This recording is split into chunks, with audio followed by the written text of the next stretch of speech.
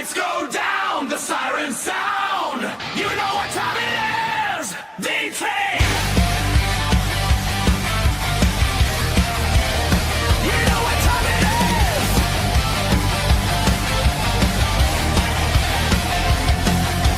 Steel in our veins and fire in our eyes. When chaos rises, we're the last line. Step in the ring, step into the fight. We keep the order on a Friday night. When the crowd gets loud and the tension's high, you know the Guardians have arrived. We are the silent security detail. Stand your ground or you will fail. When the storm begins to rise, we bring the thunder to the fight.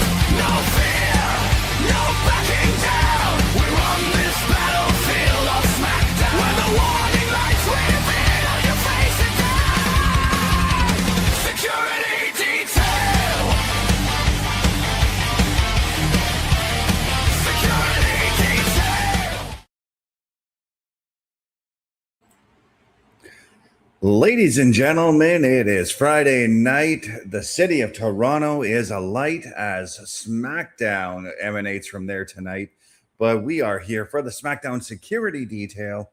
And what a night it is going to be, guys. Our main event tonight, believe it or not, it is going to be CM Punk defending the WWE title against Kevin Owens. What a night, guys. This is going to be magic.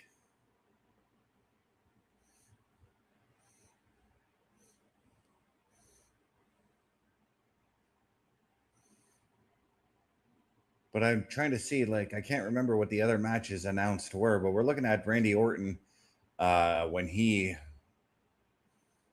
interfered in Cody Rhodes' matchup at SummerSlam. And we're looking at the possible matchup that's going to lead between them two. Looking at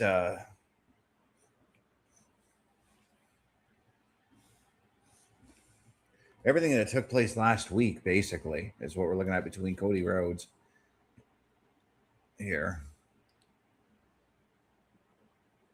See, we were supposed to get Cody Rhodes and Sami Zayn last week, but Sami nursing a hand injury, which turns out it is a broken hand.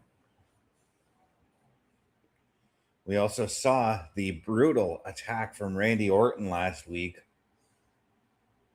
with the retaliation, an attempted retaliation, I should say, from Cody Rhodes. But then the brawl spilled all over the building here.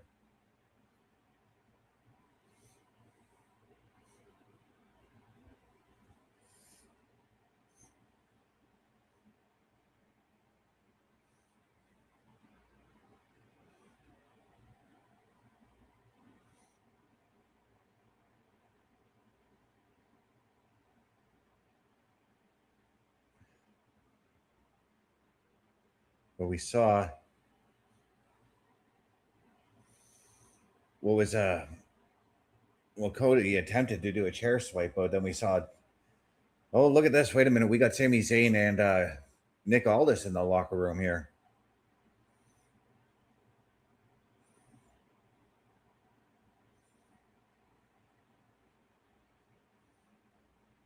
Sami saying it's an injustice that Punk is defending defending the title in his home country, not even mentioning that Kevin Owens is the home country man that's going to be challenging for the title, saying that Sami should be involved in that matchup. Something, I don't know what it is, but something tells me that this is leading to a Sami Zayn Kevin Owens feud. I don't know why, but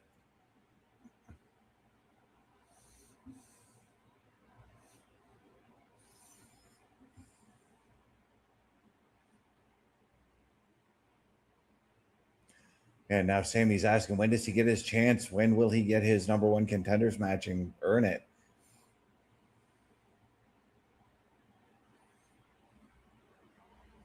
Sami basically saying that regardless of the broken hand, he wants the match. And look at this. There is Randy Orton standing behind Sami Zayn. And Sami Zayn just realized that.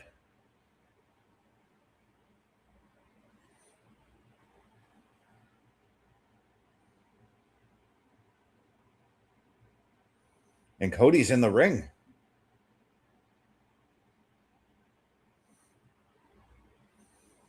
Cody is calling Randy to get to the ring right now. Looks like Nick Aldis is heading to the ring, though.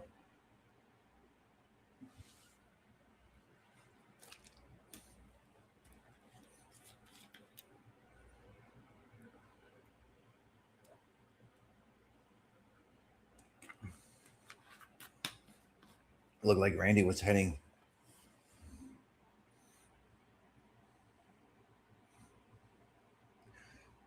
Nick Aldis saying Cody, he knows Cody's is upset, but we're not doing this right now. But Randy Orton is coming out and saying, yeah, we are going to do this right now. Randy's got a mic, though.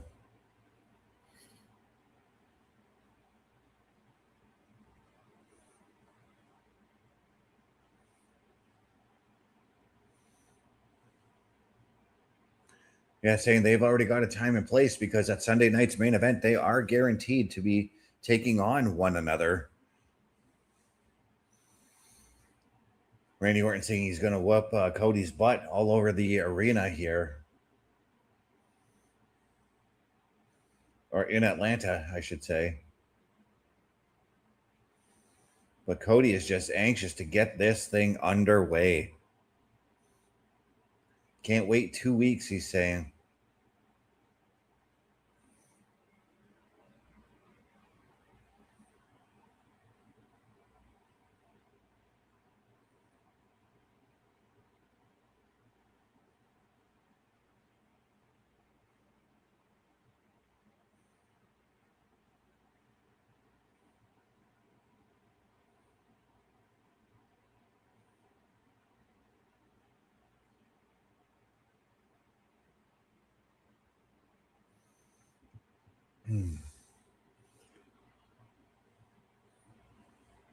Well, Nick Aldis saying that if either man lays a hand on each other before Sunday night's main event, they will never, ever get another shot at the WWE Championship. Wow. Nick Aldis laying down the law here.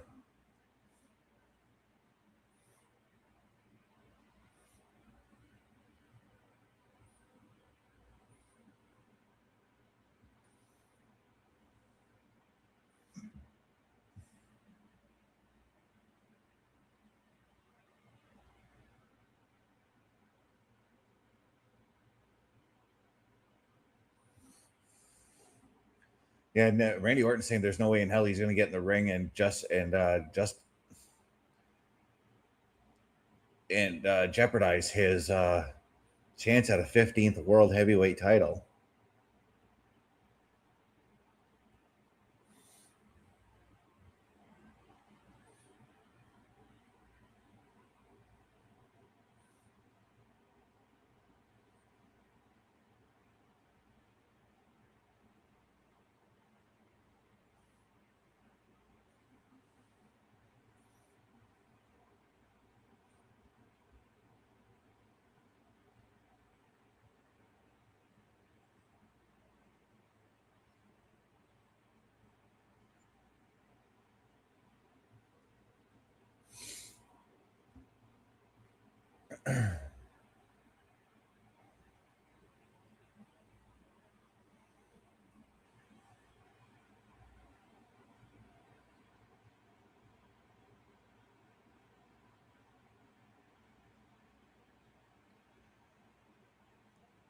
Yeah, Randy seems to be doubting that there's going to be a serious side of Cody Rhodes because he is a good guy, according to Randy, the Golden Boy, the American Nightmare. Called him the American Daydream.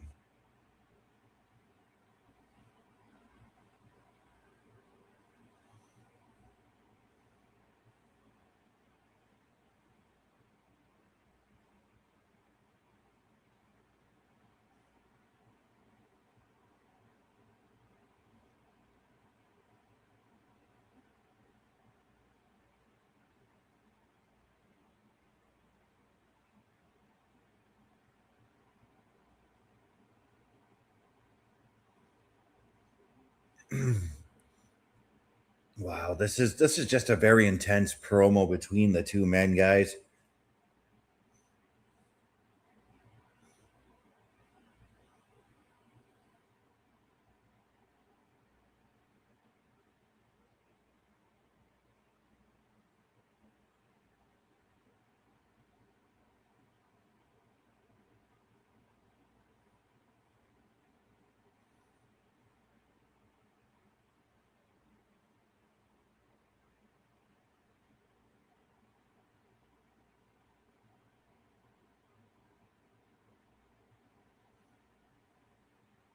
Wow.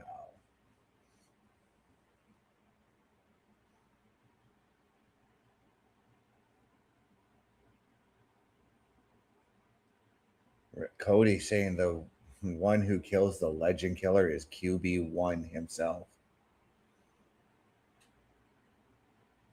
Saying that is not a prediction. It's a spoiler. Hints of Paul Heyman. Paul Heyman used to say that. And 2 weeks from this weekend, guys, Cody Rhodes, Randy Orton, one-on-one.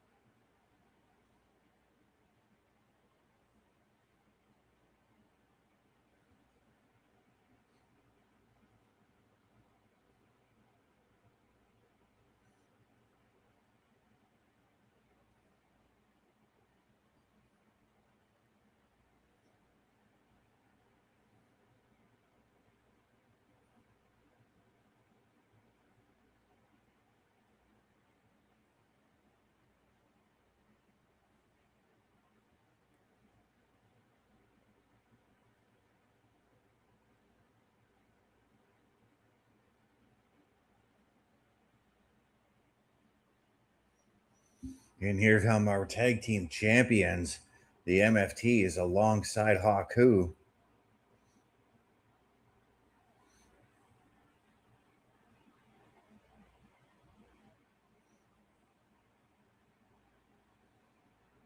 But it looks like Damian Priest is on his way out with, I got to assume with R-Truth, because it seems to me, are we getting a rematch from last week for the tag team titles here? Maybe?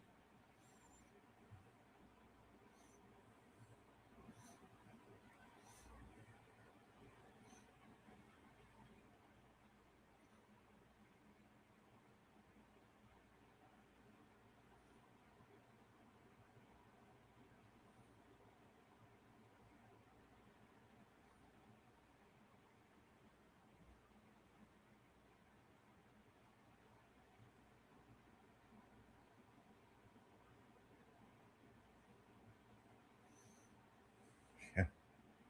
Not going to lie, I kind of like that shirt that Truth is wearing there.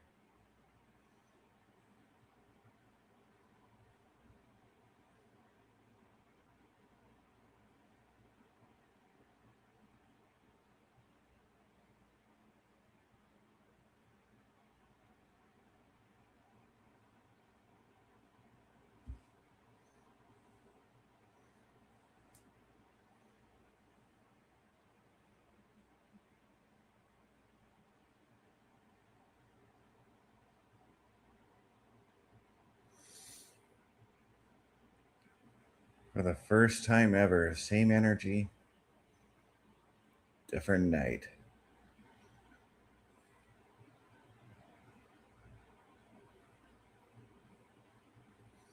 Sunday night's main event in Atlanta, Labor Day weekend, September 6th, guys.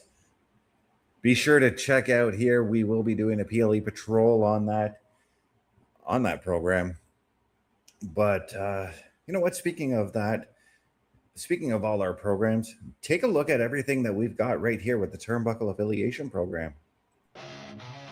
Turnbuckle Studios and the Turnbuckle Affiliation Program bring you the week of streams. All times are in Eastern Time. Monday night, we are on call as the Raw Patrol is on duty at 8 p.m. Tuesday brings you the flagship show, Turnbuckle Talk, at 8:05 p.m. Wednesday, we play games with the PlayStation Showcase at 8 p.m. Thursdays, let us power your dreams with the Xbox Showcase at 9 p.m. Friday, we invite you to come for a ride with the SmackDown SecuiryDetail at 8 p.m. The weekend brings you Saturday Night Gaming at 8 p.m. On Sunday, be sure to catch the Chris Parrish podcast at 12:15 p.m. And later in the day, the Locker Room presents Wrestling Recap delivers at 7 p.m. Always be aware that weekend shows can vary in times, as the PLE Patrol and other watch party streams are always a must-see. Be part of the shows and join the chat every day, and watch all of the latest episodes on turnbucklestudios.org/shows. And please do not forget to drop a like, follow, and to subscribe to all of our channels, and when the time is right, all you have to do is tap in.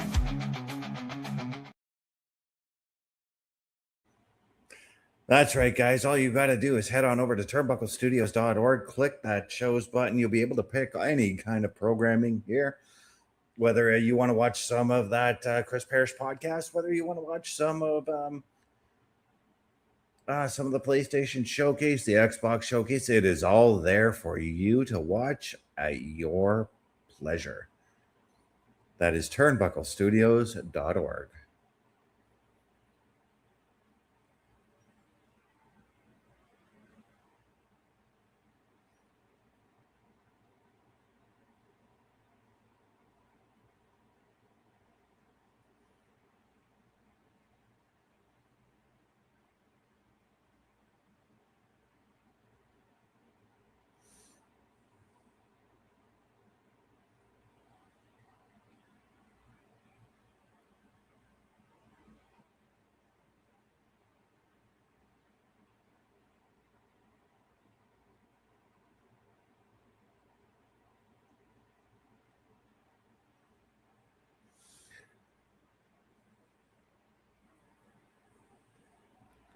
And as right now, we are waiting for this matchup to get underway.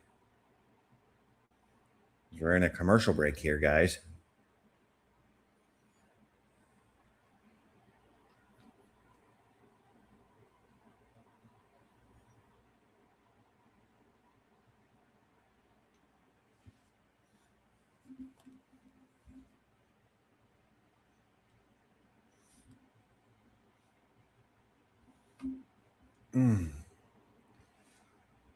Yeah, it's a very long commercial break right now.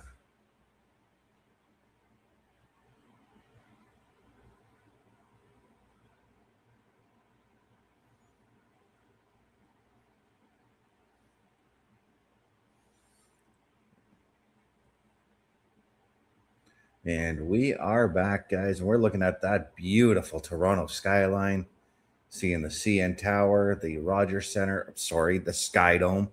That's right. I call it the Sky Dome, not the Rogers Center. And of course, Scotiabank Arena, just a little bit of a way, a little down the road from it. But yeah, we are looking at Truth and Priest in the ring right now, getting ready for this matchup.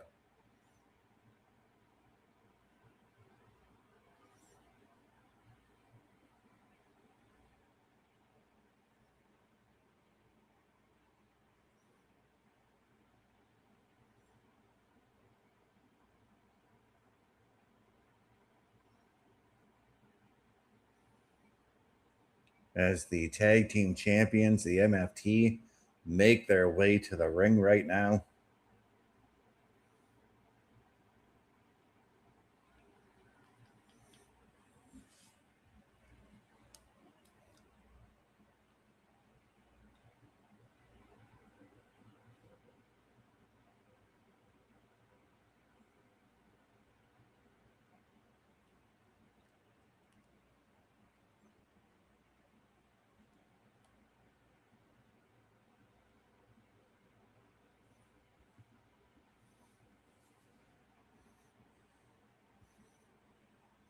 As we're taking a look at last Friday when the MFTs did win the tag team titles.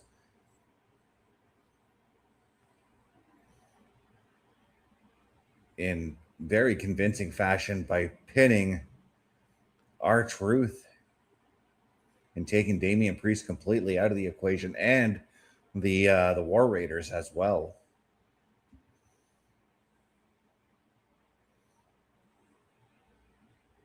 Now, the question I have going into this matchup here is with Haku at ringside, could Haku get involved? Possibly. But at the same time, do the War Raiders get involved? Because we know that they've been having issues with R-Truth and Damian Priest. And for that matter, could they also be could they show up and help and take out the War Raiders at the same time?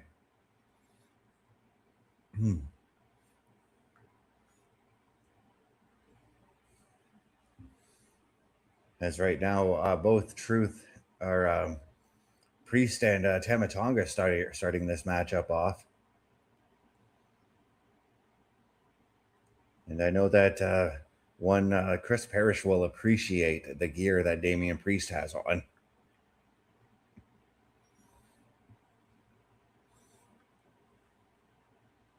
And there we go, the War Raiders looking on as this match continues here.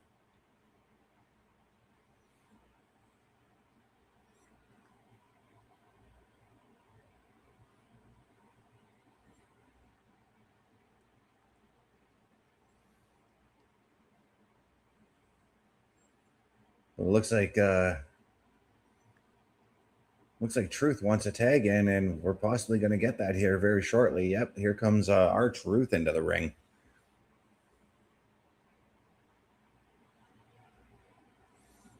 And yes, guys, the undisputed WWE Championship will be on the line later tonight as CM Punk and Kevin Owens go ahead. Julia and Blake Monroe are going to be in action as well against one another. As well, Tiffany Stratton goes one-on-one with Lash Legend. Trick Williams and Lil Yachty will be in the house tonight. As right now, both MFTs are out on the other side of the ring, and Truth and Priest have got something planned here. Not exactly sure what they're going to do. Oh. Dive over the top rope from R-Truth.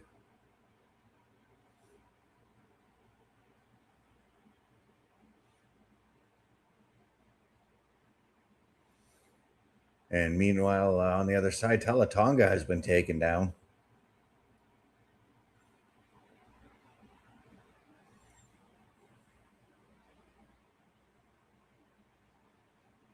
And we've got a Chris Parrish in the house.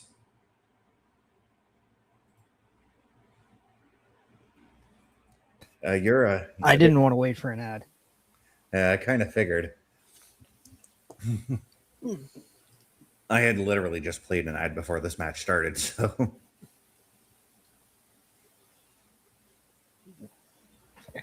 But this is a tag team championship matchup.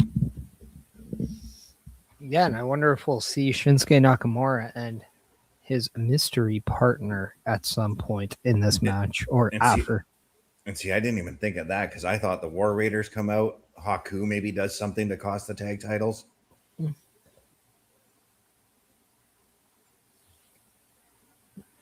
I mean, it'd be a great way to showcase some chaos in the tag team division, which has been rumored for a retooling for a while now. Yeah, and I think we're starting to see the seeds of doubt, or the seeds being planted for that retooling.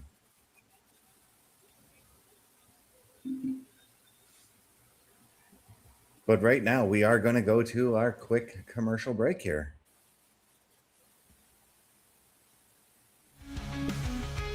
A Turnbuckle affiliation program is looking for more people.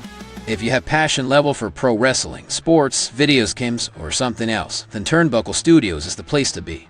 If you have ever wanted to pursue content creation and want to join our team, then we would love to have you. Check out turnbucklestudios.org or contact us by email today because your future is now, and we want you to tap in.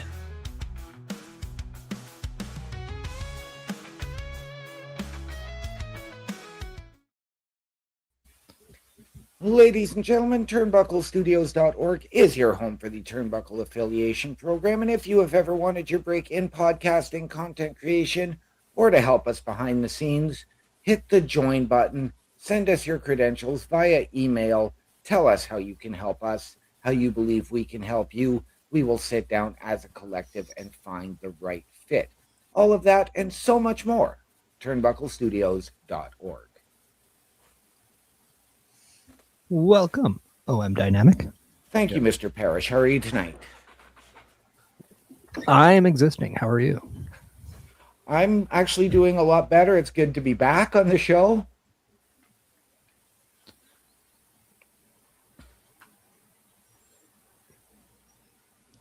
Because we have a loaded SmackDown, in case you weren't aware. We do have the tag team titles match. We have the in-ring debut of Blake Monroe as well. Yes. As she takes on Julia. But we also have Lash Legend taking on Tiffany Stratton. And then, of course, the main event, which we all expect. Kevin Owens going up against CM Punk for the undisputed heavyweight championship of the world. Yes. This was the only match I was not aware of for tonight. Sorry, and Tiffany versus Lash. I knew about Blake and Julia, and I fully expected KO and Sammy. Well, I believe this match actually was announced yesterday. Okay. Or in the last couple of days. Within the last 24 to 48 hours. But I did hear about it yesterday. Yeah. And it's kind of nice. You get this rematch out of the way. So I think you can take Damian Priest and R-Truth away from the tag titles and give that a little fresh look. Yeah. What do you guys think? Well, I think that this is going to be done to focus so that they can turn Damian Priest to focus on what he's got planned in AAA. Not to mention, there is the budding feud with the War Raiders over the AAA tag titles. So I think that's where you're going with both R-Truth and Damian Priest. See, and I'm going to go a little bit different. I think this is the opportunity now to get Damian Priest and R-Truth away from tag team championships and away from the tag team. I would not be surprised to see Damian Priest turn heel after this match. Well, I'm going to squash that right now because the War Raiders were already watching, and it was stated that the War Raiders have a vested interest in Priest and Truth.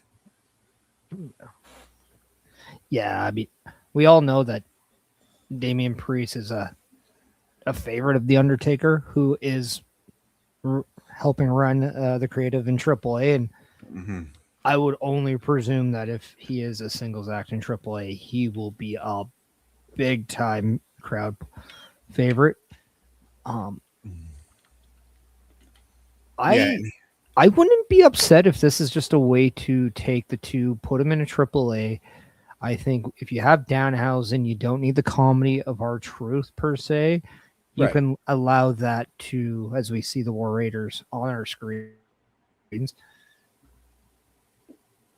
I mean, I would love to see this be a way for, like I said right before you came in, OM Dynamic, Shinsuke, his mystery partner, come in. We have a little bit of fresh eyes on the tag team titles. Maybe we see something with a new team like Fraxium, as well, as it's being heavily rumored that they're expected to get more TV time as well.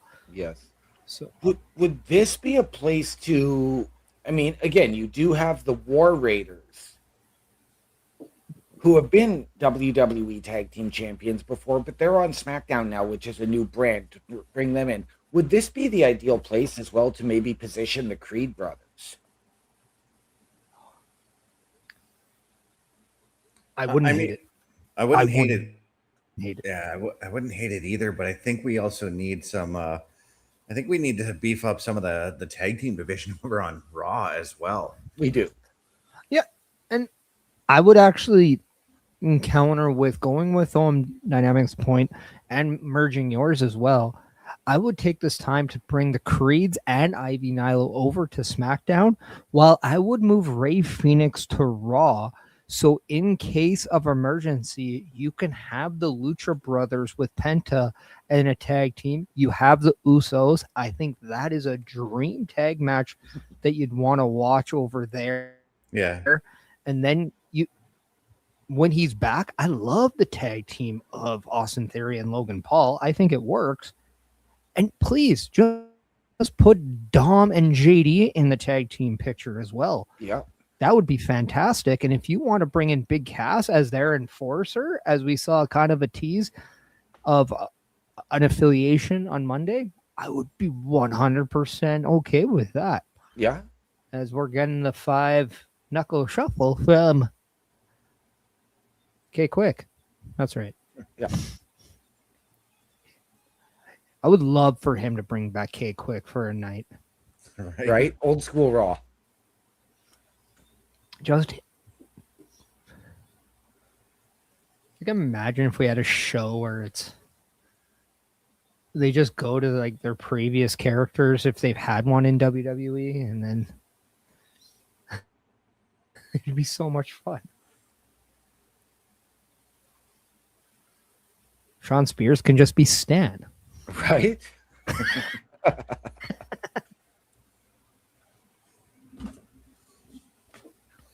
And then he just eats a super kick from somebody again.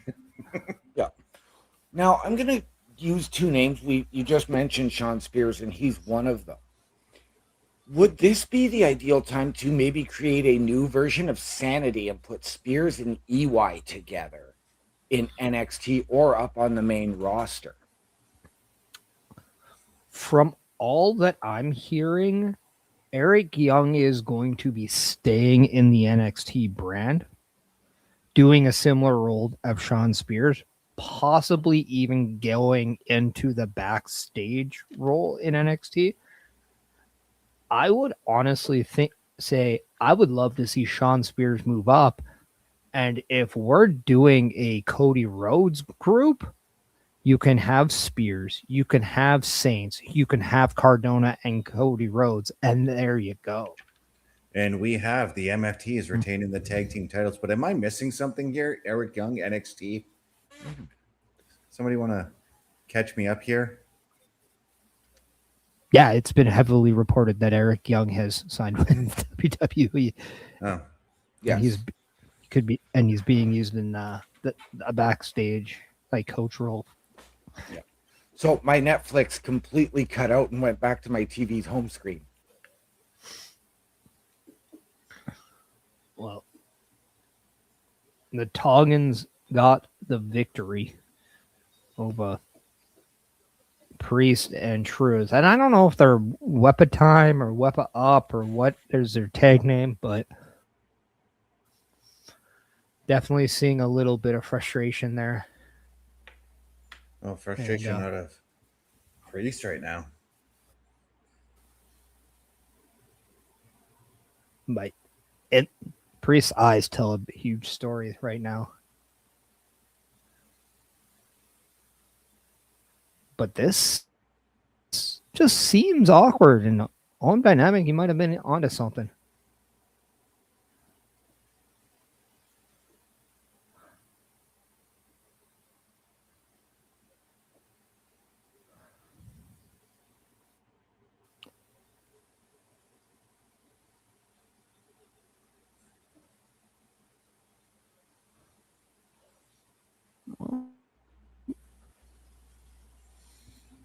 Well, nothing in terms of a heel turn, but something didn't feel right there.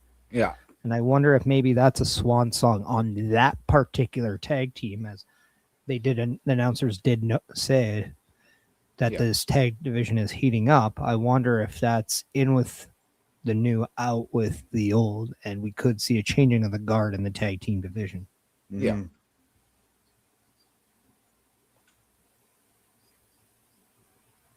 But again, that's not to say that even if there was a split, say, on the main roster, because they do things differently in AAA, that we could still see Truth and Priest go after the AAA tag titles down in AAA. Yeah. It's not like they'd be the first ones to work both main roster and AAA. Yeah. Now, we know, and I'm going to bring another name because we haven't seen on any of the brands other than AAA now, El Grande Americano, we have not seen Los Americanos in any capacity. Would this be the time to take the masks off of them and potentially bring back Tyler Bate and Pete Dunne? Who, by the way, have celebrated 10 years with WWE this past week. So it's actually ironic that you mentioned that with this time, but well, I was going to say, you haven't seen Los Americanos in any capacity. They've been on AAA. Yeah. Sorry, Parrish. But I was just going to say they've been a tag team as what the New Cat Republic or something. Was that their name? They could be a very fresh team in the tag team division as well. Dare I say, I'd maybe put them on SmackDown. Put them against Fraxium. Yeah, as a heel group. I'm 100% into that.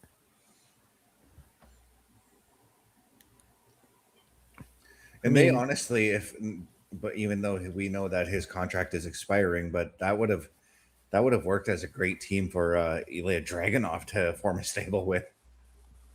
Yep.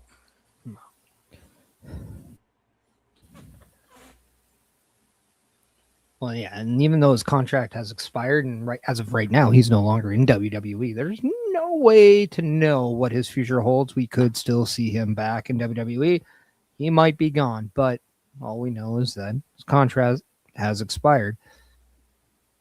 But I mean, we're also looking at the people that could move up from NXT. I've been hearing that there still can be multiple call-ups from NXT. Yes.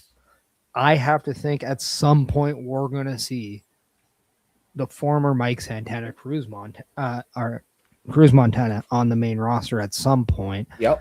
I would be really intrigued on where he would land up because I think SmackDown could be huge. And if by chance this could even be a possibility, we know his former tag team member in Ortiz from AEW, his contract from AEW is expiring. Yep. It is rumored, believed that AEW is going to let that contract run out. Could we even see him come to WWE? And I'll even take it one step further. Could we even see him and Montana reunite? I think it's unlikely, but crazier things have happened. You're absolutely right. I agree with you on Cruz Montana to SmackDown. I'm actually looking forward to it because in about 2 months from now, just under, I will be seeing Cruz Montana live. But we just saw, would that be the ideal way to bring Cruz Montana in? Is Damian Priest, who may be a heel, needs some backup. He's getting a guy from the same part of New York that he is from the same streets. Oh, I'm on that train. I remember I have said I wanted to see it then. Mike Santana and Damian Priest align or work in some fashion, whether it's against each other, with each other. I'm there. I'd even put Royce Keys in with them and have that as a 3-man group. Would you, and I'm going to go to, if we're potentially looking at new teams, and I think it might be time to take Damian Priest away from the tag division for a while. Let him focus on singles, whether it's the U.S. title or getting back to the world title. But you can go to Santana and Keys. Would Santana and Cass work together? Again, you get that New York home area connection. No, if anything, I get a feeling Enzo's going to fill that spot when the moment is right. You know what I want to see, just for the sole purpose of the internet going absolutely uproar? I want to see Corey Graves and Big Cass together. Okay. And I want Carmella to be their manager. Graves was cleared like a year ago to go back to in-ring action. Yeah, and it took him 3 weeks to say the words Big Cass on screen because there's clearly something there. You know what? Yeah. I would like to see even Corey Graves just come back as somebody. Let him come back as Cass's mouthpiece.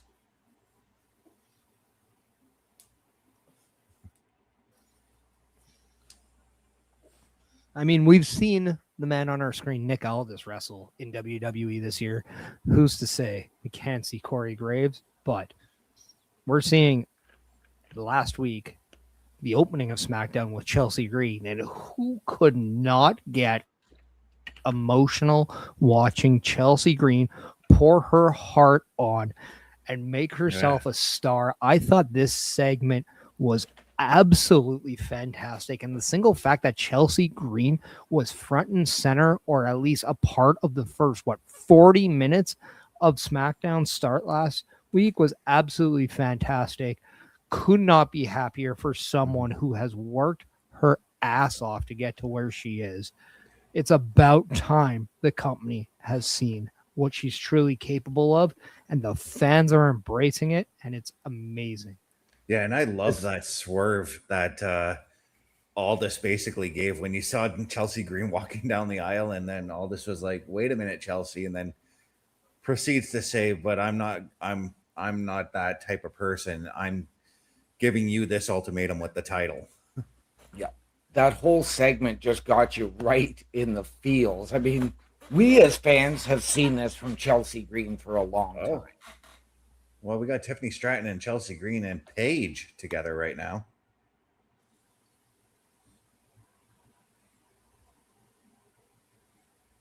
Now, this is a dynamic I am interested in.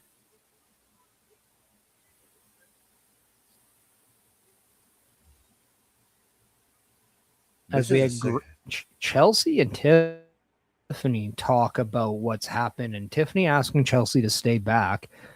Paige was walked by from both of them, has said kind words to Chelsea about last week, and now fatal influence is in their face, and the freshly new U.S. champion JC Jane and the women's tag champions Fallon Henley and Lainey Reed. I am interested in this. I'm hooked. I got to see where this is going. I'm going to say this. I think the Paige adds an interesting dynamic, more that serious dynamic to that group. But there's one name that I think could really put it over the top, and you build that new sort of 4 horsewomen type, and you add AJ Lee with Tiffany Stratton, Chelsea Green, and Paige. And then you go to AJ and Paige for the tag titles. See, I want to see AJ and Paige in the tag team, but I want to see them with Bayley and Roxanne Perez. And if you know their history with each other, I think that's fitting. But yeah, I mean, I'm very intrigued with what AJ Lee is going to do next. And with CM Punk now on SmackDown, I do think you're right with the SmackDown reference. As now we have Blake Monroe being interviewed. She's given off but she's given off a good little vibe from someone of her past. In fact, if you remember her time in AEW and her feud with Tony Storm, the hair is giving you that vibe. Yep. Yeah, Blake Monroe is looking timeless, shall we say. So, a nod to the inaugural NXT UK Women's Champion. Yes.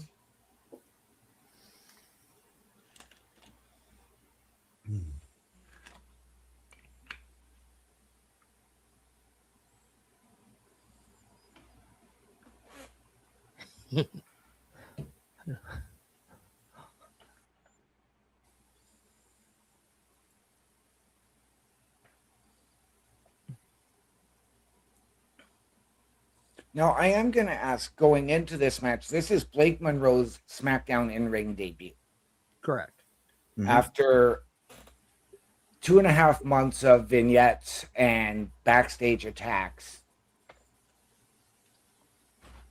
is it time that maybe, and I said this last Sunday, that I think the Raw Women's division might need a bit of a revamping? Would this be the ideal time to shift a Julia to Raw and potentially a Jordan Grace?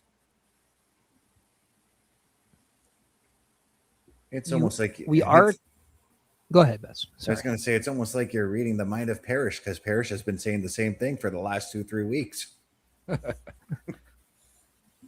Well, it has been being rumored and heavily kind of expected that Raw and SmackDown are going to have a little bit of talent exchanges in the next few months. I am 100% behind that because I would love to see Paul Heyman be the advocate to a female, and I think Jordan Grace is that female. And I know, Bez, you don't want to see Julia and Io in any way as a tag team. I wouldn't mind that as a tag team, but I really also wouldn't mind that as a singles feud. I just don't know who's the heel because right now they're both in, I think, the position they should be. But tell me you wouldn't want to watch Io and Julia go up against Liv and Roxanne Perez, and then you have Stephanie Vaquer and Raquel Rodriguez, and that's your 3-on-3 dynamic on Raw. Yeah, and see, I actually had a turnaround on that because I kind of thought about that, and I looked at like what was there for the women's tag team division over on Raw. There really isn't a lot there. So by putting Io and Julia there, that can put some heat under the women's tag team division. I'm going to look at it this way, and I'm going to say this. I know that Stephanie is into the title picture. We know that Becky Lynch is into the title picture, and I'm sure we're going to get a number one contenders match at Sunday night's main event. But I'm also wondering if maybe with the way they did things, do you put Julia and Stephanie Vaquer together to challenge? It right now looks like Becky and Stephanie are going to be teaming for a little bit based on what happened on Monday. See, I see them going into a feud. I know we're going to get the number one contenders match. It's probably going to result in a triple threat match. But I think that's going to be a feud that's going to eat up a little bit of time, potentially through December. Because we got Bobby Stats coming in saying hello, everyone, and you just like the video on YouTube. You can do the same thing, everybody. If you're in the chat and you want to help support us, liking the YouTube page and the video does just that. If you're over on Twitch and you want to give us a sub, you want to do all that stuff, or give us a follow, at the very least, a follow. It's a click of the button. If you have a working index finger, it's very, very easy. You can do that. But, Bobby, we're talking about some women's wrestling. I know you like some women's wrestling. With this movement of Raw and SmackDown, potentially, I can see Seth Rollins and Becky Lynch moving over to SmackDown. Oh, really? And I think that would be a great way to shake it up because I'll say this. When was the last time we got a Rhea Ripley Becky Lynch match? Right. WrestleMania 40? 41? No, I don't think that they wrestled each other because remember WrestleMania, because the last past year, Rhea wasn't on WrestleMania, or no. I believe, right? Or no, Becky wasn't on wrestling. Yeah, Becky wasn't. And then the year before, it was Bianca, Rhea, and Io in that amazing triple threat. What year did Drew win the title on night one of WrestleMania and then lose 40? That was Charlotte and Rhea in the Pandemic Mania. Yeah. Because Charlotte won the Rumble. Don't forget that Charlotte won the 2020 Women's Rumble and challenged Rhea for the NXT title. Yeah, but let's not forget there was the year that Becky was defending the title against Rhea in the opening match of Mania. Yeah. And let's not forget, we got Blake Monroe brutalizing Julia outside the ring before the match even starts.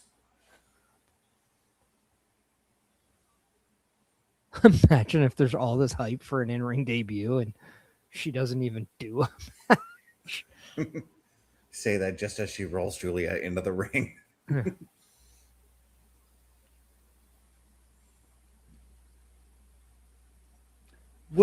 another name to potentially move. The match has not started yet. No, and another name that we could potentially see moved. Somebody we haven't seen again in a while. What about Kiana James? I think Kiana James is going to come out in this match and help Blake Monroe. I was going to say, well, let's not Ooh. forget that there was the one time in the backstage segment where Wow. Blake did attack both Julia and Kiana after that split. But did she attack Kiana to get to Julia? That's the question there. No, because she attacked Julia first. Well, we are not getting a Blake Monroe match as she brutalized Julia, hit her with a neutralizer, and is now walking away.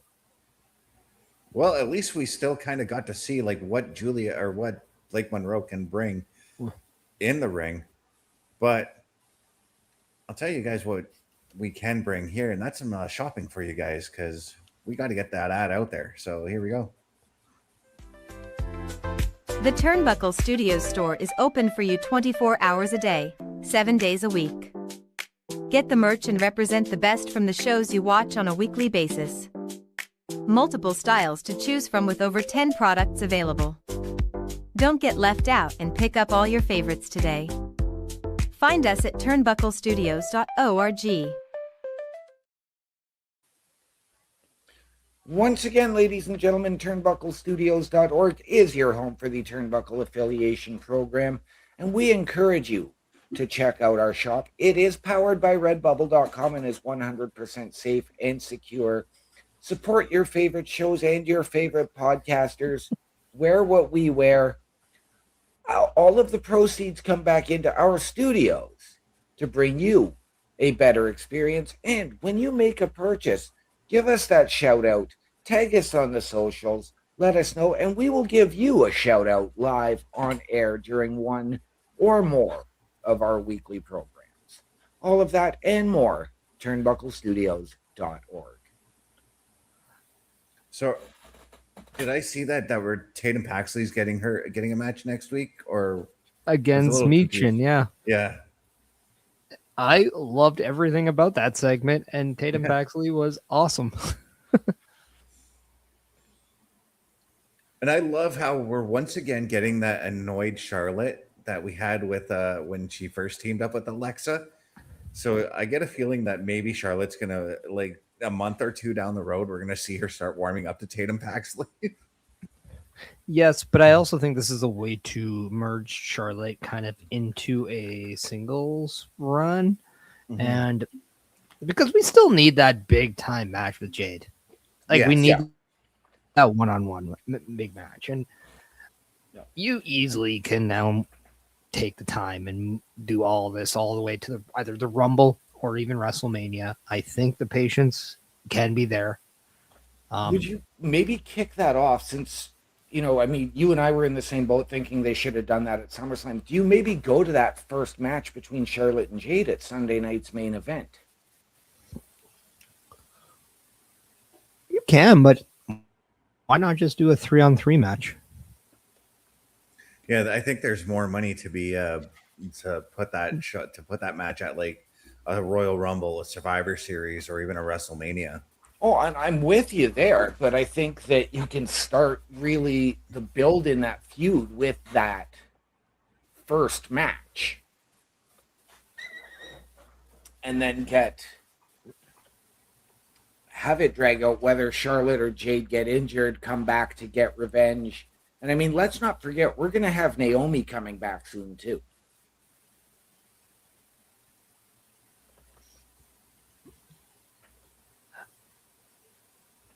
I'm just curious to see what the long-term play is, because I do think we could eventually see Bliss and Paxley in that tag team role, and Charlotte kind of going as that singles in a way, and I wouldn't hate it. But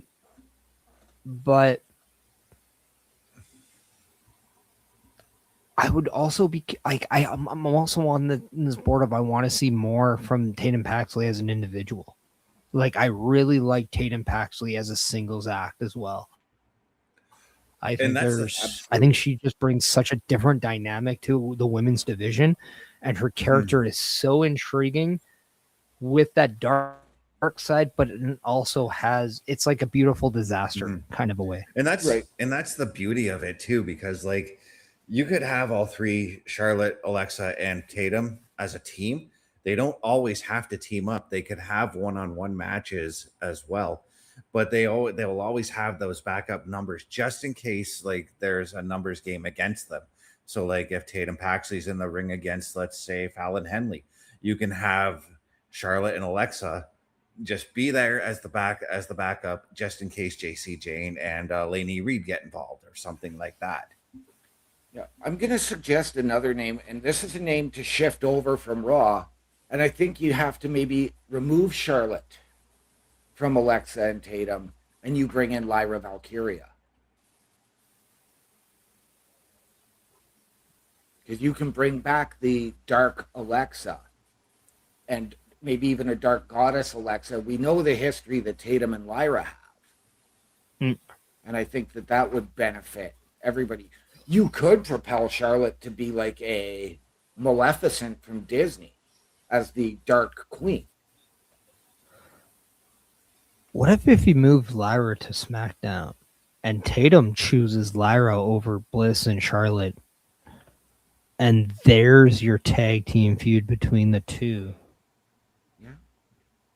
And that helps create that bond more with Bliss and Charlotte, and then you have Tatum and Lyra there. But we are going from one bond to another, and I know we all like Trick Williams. We all have different opinions on Lily Audi, but I will say the longer Lily Audi is on screen, the more I can appreciate the fact that he is not a celebrity doing the one-offs. Right. I'm starting fondly of this pairing. I'm still not sure if it works in a babyface capacity, but I'm also speaking this in a way of there's a lot about Trick Williams that maybe I just can't relate with. Same with Lil Yachty and the music he makes. But I can definitely appreciate what they're doing. See, Yeah, and I'm at that point with Lil Yachty. I'm at that point with Lil Yachty where it's I don't look at him as the celebrity in the business anymore, especially when he was asking to get his contract extended some weeks ago. Like he wants to continue doing this stuff with the WWE more so than he wants to do his music career. See, I do still see Little Yachty as that celebrity, but I can appreciate the fact that he's sticking it out. He is trying to be that hype man. But I think if you're going to do a hype man, you've got to go heel. And I think he puts Trick in that in-between phase. The crowd wants to love him, and he's doing what he can to hype the crowd. But his actions, the sneak attacks from behind, still carrying the Trick stick, and, looking like WWE's version of a sitcom dad. I just don't feel it with him.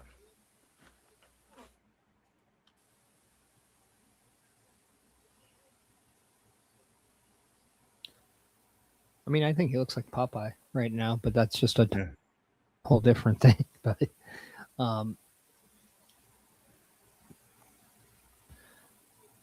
I think in a weird way, this resembles the uncertainty of why Paul Heyman and CM Punk became a couple, because nobody looked at CM Punk as needing a mouthpiece. I think we look at the same way as Trick Williams not needing a mouthpiece, but over time, obviously it worked. And maybe this is just one of those things where, we're in that mindset where we just have to wait and ride with this couple to see why it works. I'm just now curious with Baron Corbin as the heel without the U.S. title, by the way. Yeah, I was going to say, does where is he that bring belt? somebody down with him? Well, I wonder if Baron Corbin is getting that fur trimmed off the U.S. title. Well, I did hear rumors that there could be an overhaul on the design of the U.S. title. And if that's the case, I'd be very intrigued. Maybe Baron lost the belt at customs or something. Right? See, now that I do like, though.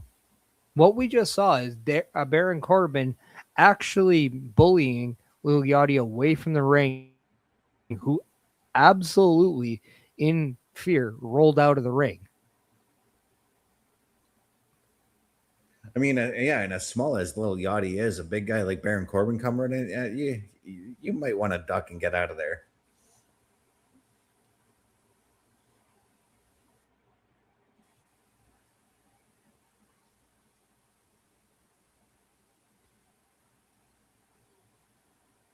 And Trick saying he wants Baron to stop ducking him, stop dodging him.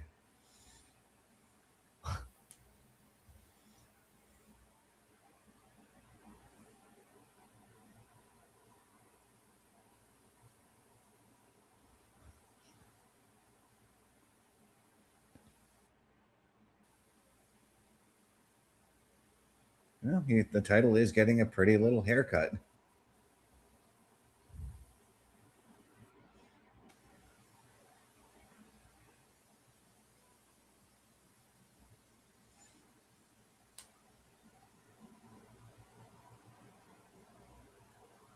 Ooh, now that's an intriguing detail.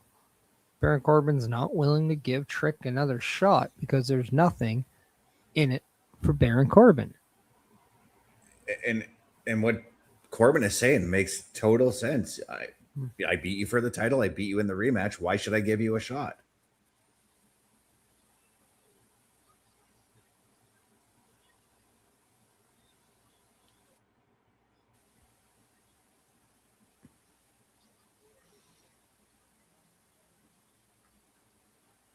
I mean, that's an approach to get what you want. Yeah. And this is one of the best Lil Yachty segments and usage and execution I've seen. Yeah, I mean, he gets bullied out of the ring. He gets mad that he gets bullied. When the bully has his back turned, he attacks.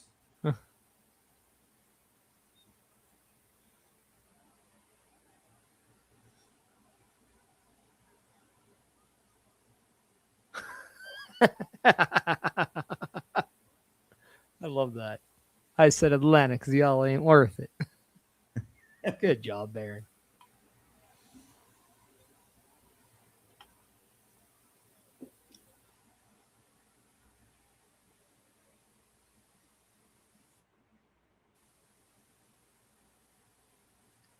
Oh. Ooh.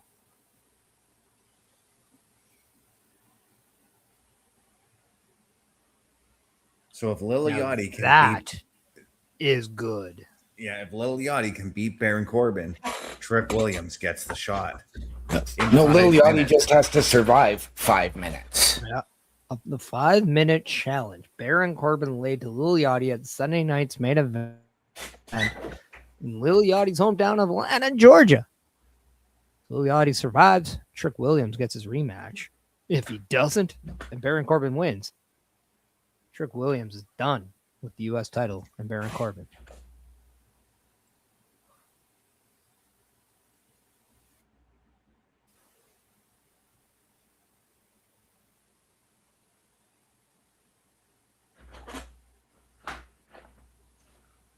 What a throw by Corbin with that microphone. Right?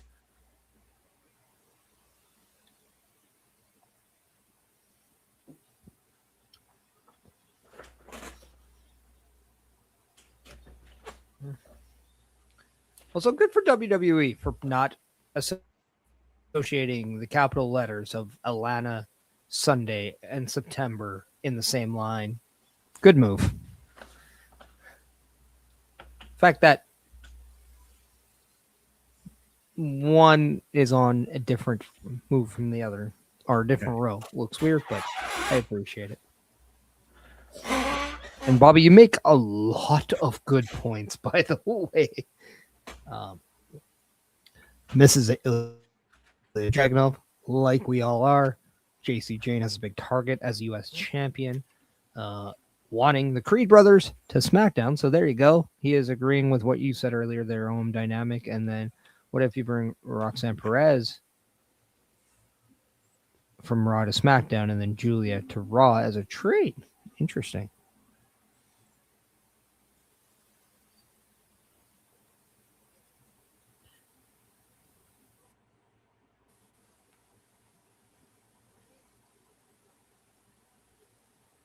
Gunther giving some pep words to Kevin Owens, and Kevin Owens looks perplexed at that.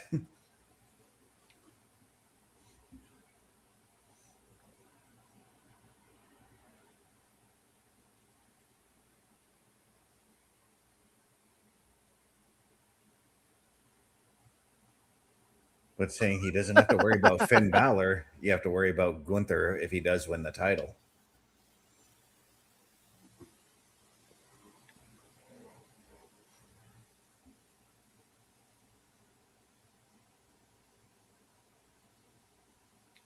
Now, this is a relationship we don't know a lot about, and that is Kevin Owens and Finn Balor.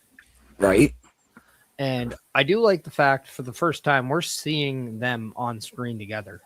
Yes. We don't see them with each other very often, and it's kind of nice. And I mean that on the main roster because obviously we got the program with them in NXT. I'm aware. Yeah. Yeah, I was going to say it was Finn Balor who took the NXT title from Kevin Owens while Kevin Owens was on the main roster. Well, in a weird way, Kevin Owens was the very next wrestler and performer that had the Universal title since Finn Balor. Yeah. People don't really connect that because it's just so weird to think that, but it's actually funny how true it was.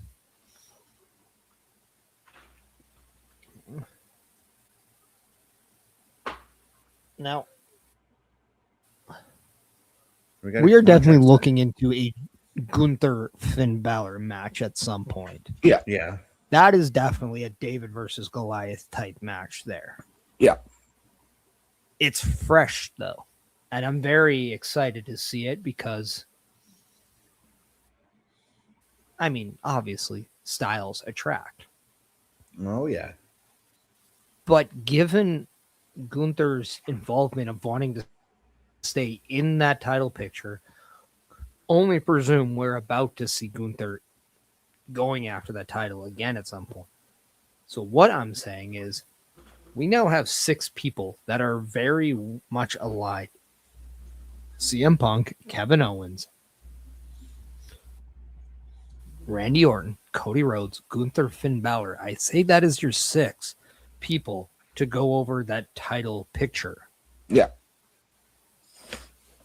Who out of those 6 do you think we will see as champion by year's end?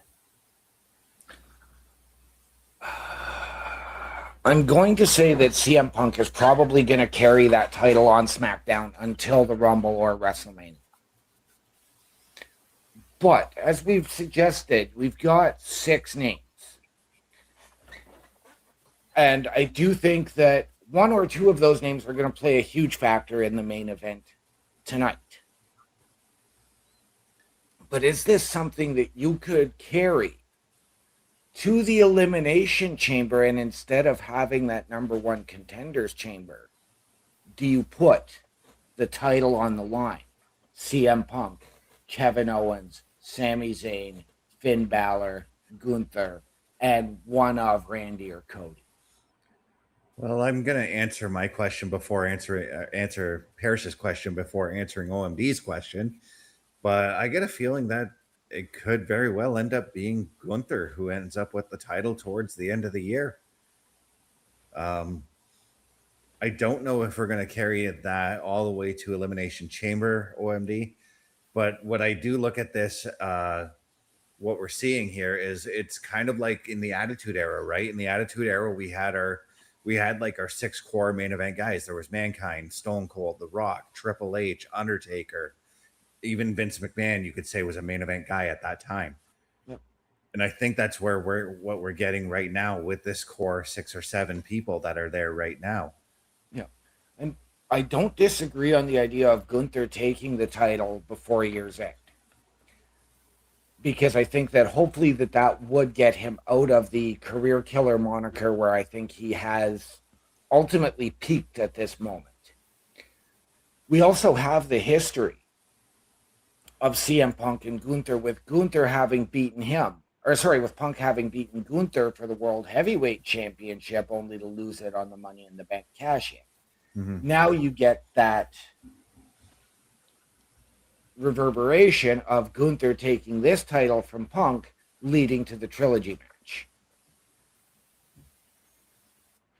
All well and good, but Parrish, you said that Gunther and Finn Balor could be a fresh feud. We've got fresh programming right here at Turnbuckle Studios, so take a look. Turnbuckle Studios and the Turnbuckle Affiliation Program bring you the week of streams. All times are in Eastern Time. Monday night, we are on call as the Raw Patrol is on duty at 8 p.m. Tuesday brings you the flagship show, Turnbuckle Talk, at 8:05 p.m. Wednesday, we play games with the PlayStation Showcase at 8 p.m. Thursdays, let us power your dreams with the Xbox Showcase at 9 p.m. Friday, we invite you to come for a ride with the SmackDown SecuiryDetail at 8 p.m. The weekend brings you Saturday Night Gaming at 8 p.m. On Sunday, be sure to catch the Chris Parrish podcast at 12:15 p.m. And later in the day, the Locker Room presents Wrestling Recap delivers at 7 p.m. Always be aware that weekend shows can vary in times, as the PLE Patrol and other watch party streams are always a must-see. Be part of the shows and join the chat every day, and watch all of the latest episodes on turnbucklestudios.org/shows. And please do not forget to drop a like, follow, and to subscribe to all of our channels, and when the time is right, all you have to do is tap in. And once again, ladies and gentlemen, turnbucklestudios.org is your home for the Turnbuckle Affiliation Program, and there is something for you each and every night of the week, as we just showed you. So check them out under the shows section, but we want you to meet the team behind those shows. Mr. Best, myself, Bubba Duke, Logan Thompson, Chris Parrish, and of course, Carl Carafel himself. Click on our individual links to get our socials, read up on us, and watch our latest weekly live episodic programs. All of that and more, turnbucklestudios.org.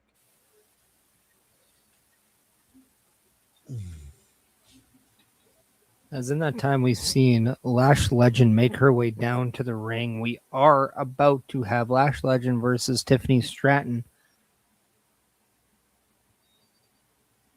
Thoughts on how this match is going to go? Because I don't think we're going to see Chelsea Green get physically active. We could, however, see Paige. Would that bring out a Brie Bella or a Nikki Bella? Sorry. I'd have to think so, because Nikki, and obviously we know Nikki and Paige have been having a war of words since they turned on Paige at SummerSlam, and I suppose you could use Lash or Nia as that filler spot for Brie Bella's absence. Right. I was going to say, we've seen this and we've seen the history, but I think you have to wonder, with the interaction we saw earlier, does this maybe bring Fatal Influence as opposed to a Nikki Bella? How awesome is it that we have so much to talk about in, like, who could, there's so much connecting almost just about everyone. It just shows you just how chaotic this women's division can get, and I'm totally here for it. Yes. And I mean, if you're looking at this too, I suggested AJ Lee earlier. We know that Tiffy, of course, cashed in Money in the Bank to beat Nia. Nia is now, of course, mentoring Lash, and they've got the tag team former women's champions as well. So that could really spark things for Fatal Influence. With CM Punk defending the title tonight, could AJ Lee be in Toronto to come and make this save as a surprise?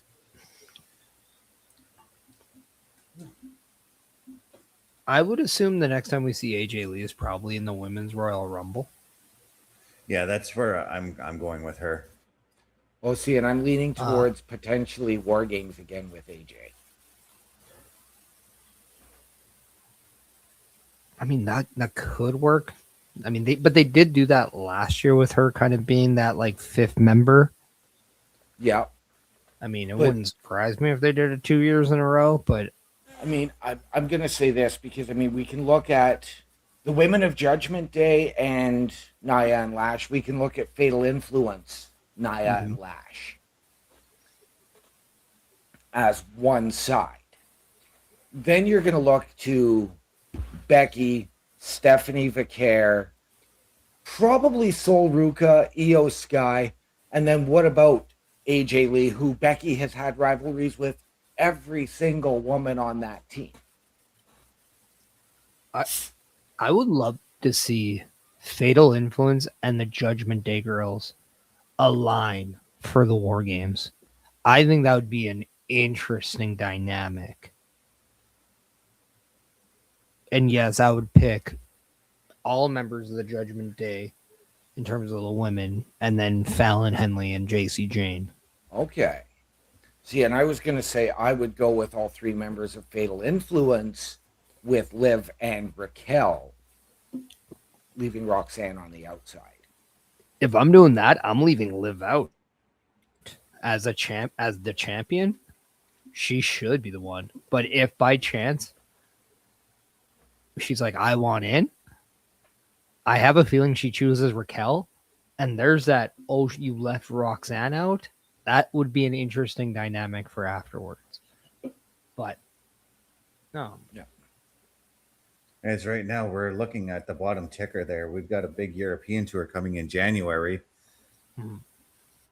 Quite a few Raws and SmackDowns happening overseas. Yes. Oh, yeah. But I think it's safe to say programming with that. We're still going to do all of the Raw Patrol, SmackDown security details at regular times. It's not going to be the same live, but it's how we all watch it together. Yeah. And yeah, especially with what all our schedules are going to be like in January. Yeah. As well, on a bit of a programming note, and maybe we'll discuss this a little bit after, Monday Night Raw this coming Monday with a special start time of 6 p.m. Yes. Oh, we already discussed it. We're going live at 8 p.m. on Monday.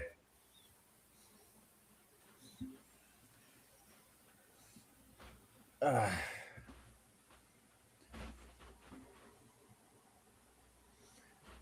right now, Tiffany Stratton trying to mount a comeback against Lash, who's been quite dominant in this matchup.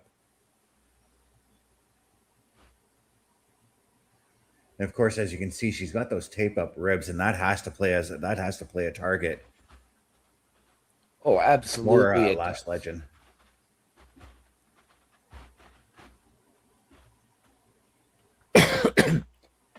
And to this point, we have not seen Nia Jax get involved in this match.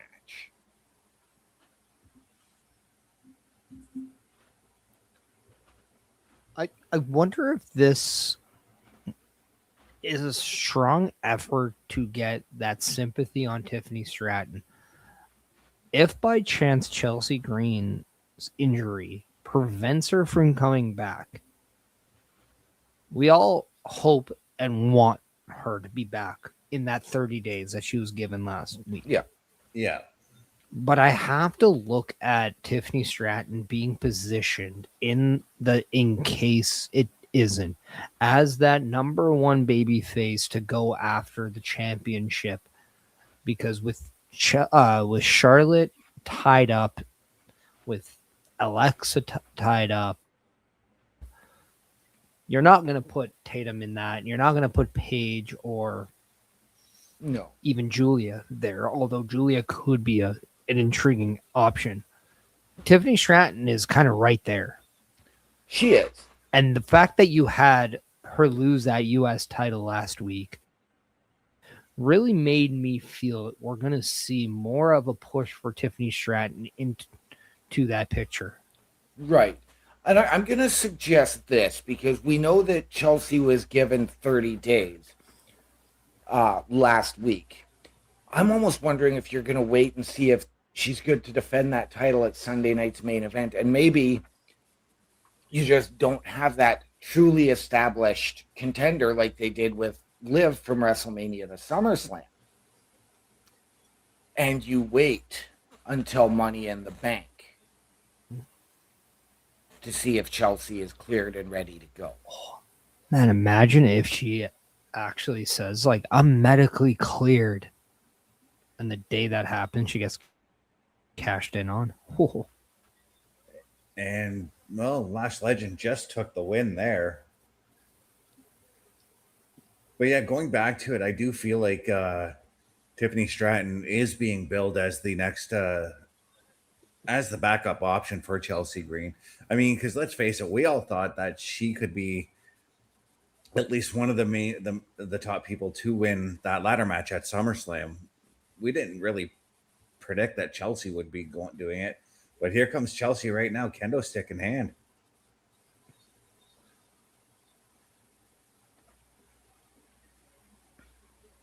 I love the fact that we're getting creative here. We know that Chelsea's not medically cleared, but that doesn't stop her from getting physically active. I didn't think we're going to see her get physically active. No. Right?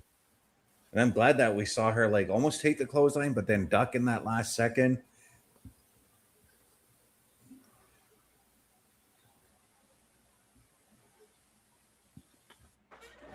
But I mean, now we still have to figure out, Money in the Bank participants. And I mean, I'm going to be honest with you. If I'm looking at Roxanne and Lyra as your two probably odds-on favorites to win it. But I also wouldn't be surprised if that's where we see Bayley make her return.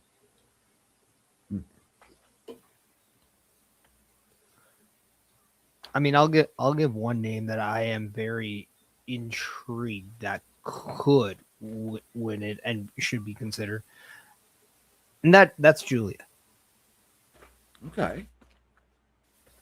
The reason why I say this is because we've seen Money in the Bank go almost 4 different ways. Yeah. You can give it to the established star. I'm going to put a Seth Rollins, Brock Lesnar in those things where it just gives them an opportunity to go after the title again, right? It's that easy thing. Okay. Or you can go the Jack Swagger route. Yeah. The Naomi route. And now you're bringing somebody new in. And I know Naomi had won the title, but it felt different and felt like she is coming back into it. It's a way to, as an introduction back into that, or into the world title picture. Yeah. You also have somebody who needs it to almost revamp themselves.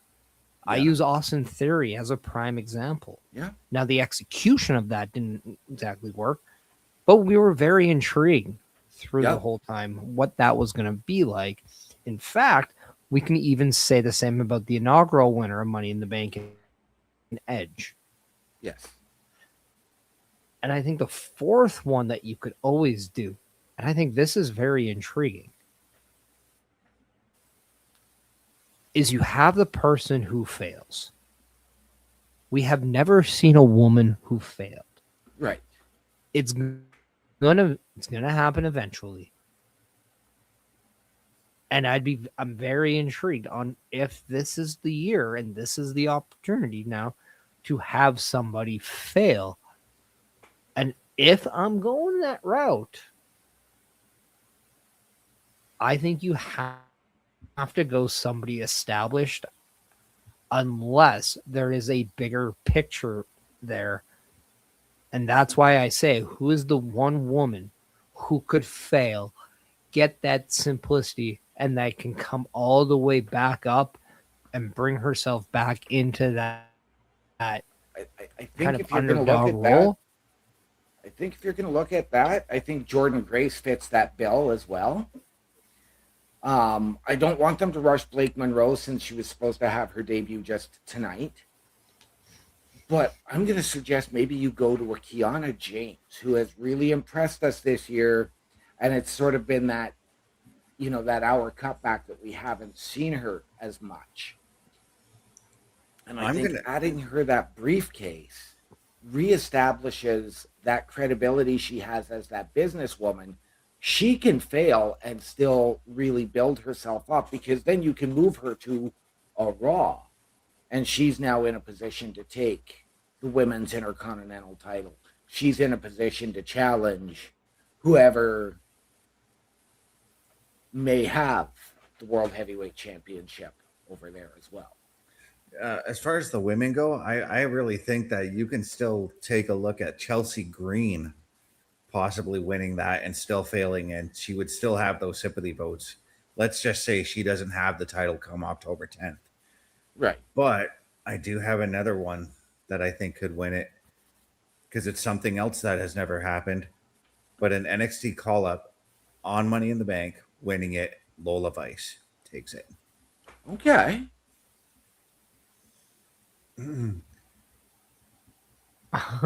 I would really hate it. I'm not gonna lie. I don't even want Lola Vice on the main roster. It's going to happen, whether or not you. I know it's going to happen, because they're already trying to get her. So, but and the reason why I say that is because I just feel her title felt a little forced. I didn't feel the title reign really worked.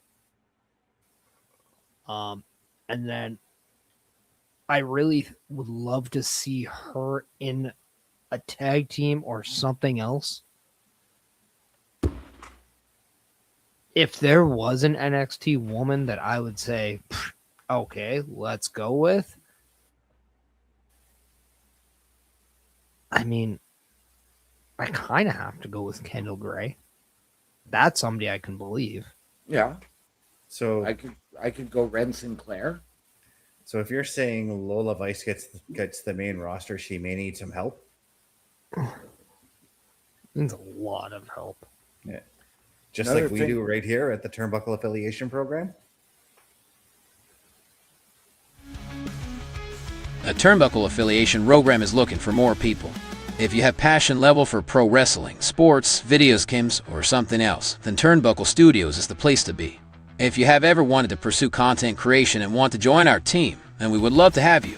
Check out turnbucklestudios.org or contact us by email today, because your future is now, and we want you to tap in.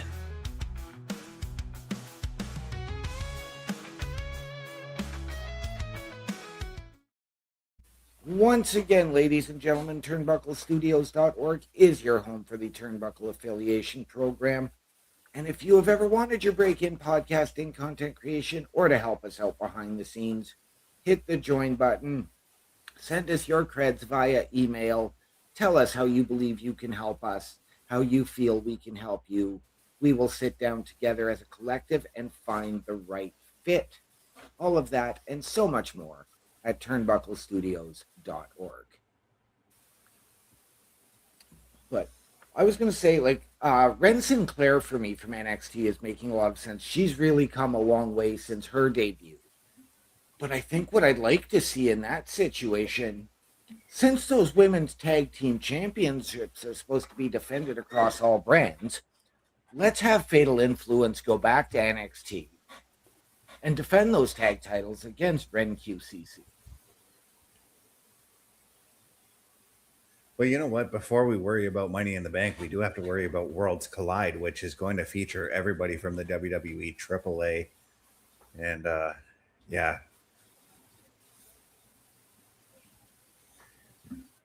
At some point, we got to get the knockout tag team champions against the women tag titles, right? Yeah. Yeah. Like,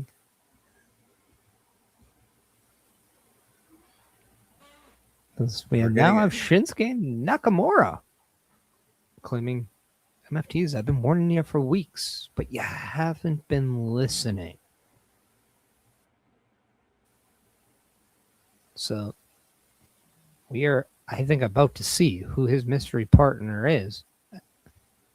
Oh, and it's everybody who has Kyoki, aka Takahashi from New Japan Pro Wrestling.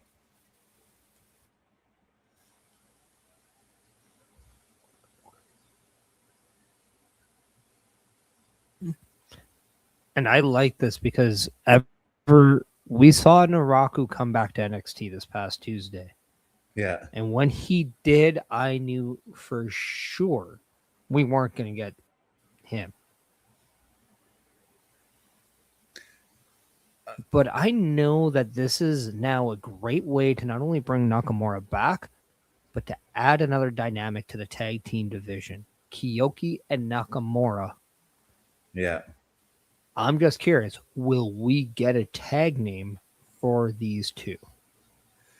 Yeah, and what I would like to see is another couple more weeks of vignettes featuring Kyoki so that they can promote him some more so that when come match time, all the fans are aware of who he is and what he can do, and well, actually are aware of who he is, and then they get to see what he can do in the ring. Yeah. I think we're going to get that match at Sunday night's main event.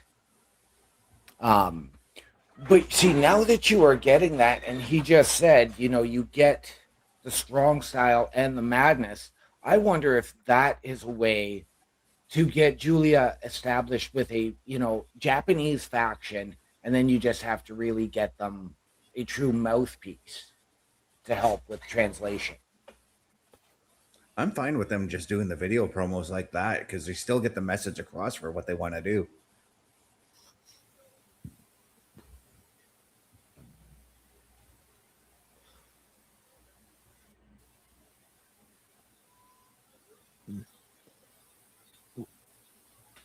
Well, we have Kevin Owens coming out because we have a Universal Heavyweight Championship match to go with, and Bubba Duke comes in saying, "Does KO win, boys?" I'm going to go out and say yes. What do you guys think? I'm gonna say yes. I've been wrestling with this prediction for like the better part of 2 weeks since they announced this match. I want to say yes, but I'm going to say no.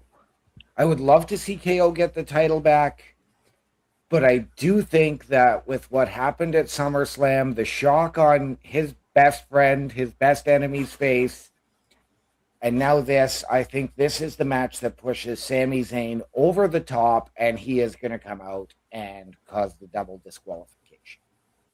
It's not a cop-out, Bubba. He said no. I will let you know that it is confirmed now that Sami Zayn does in fact have a broken hand. It's not an angle. It is a legit thing.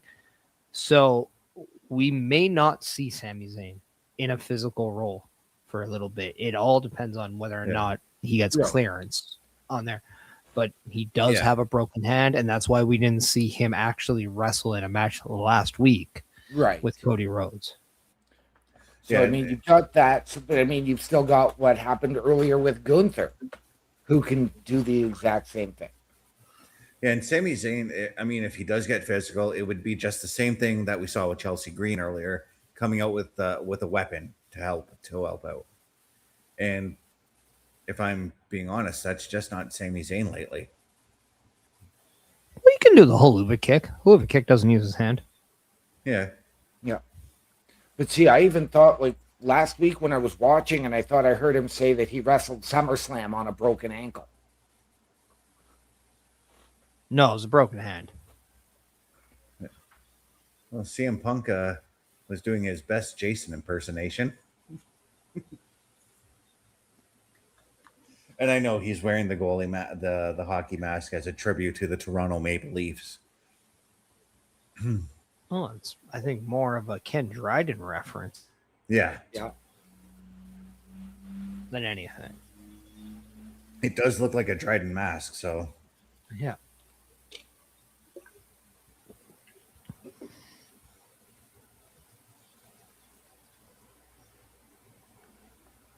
So, we got Kevin Owens' return at SummerSlam. And this is his first match since that night. hard to believe that prior to SummerSlam, I was at his last match in Toronto against Sami Zayn at the Elimination Chamber. Well, and that is exactly why Kevin Owens wanted the match to be tonight, was for that exact reason. Is that his last match with WWE before he was hurt? Oh, man, things are getting physical right now. Yeah. Mark Nash even has to step in and separate things. Yep. Well, that referee Dan England was having a little bit of trouble. He doesn't have the height advantage to block Kevin Owens's.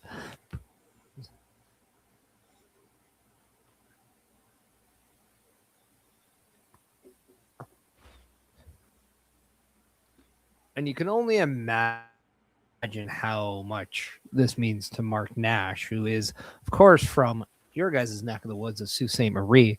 Yep.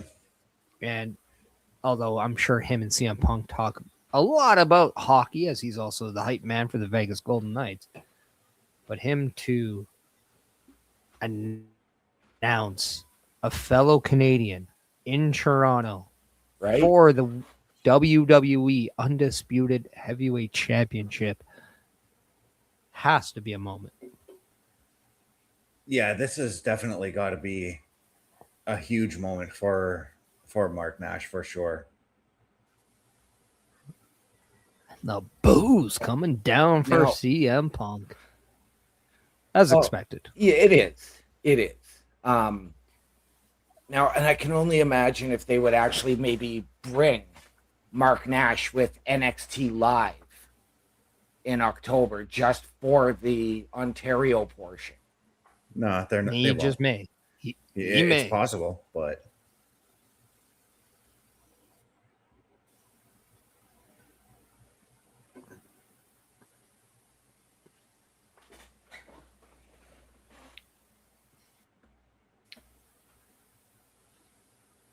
Now, would it be funny if Kevin Owens not only wins, but we see CM Punk enter himself in the Money in the Bank and possibly win it for a record-setting third time? Right? right?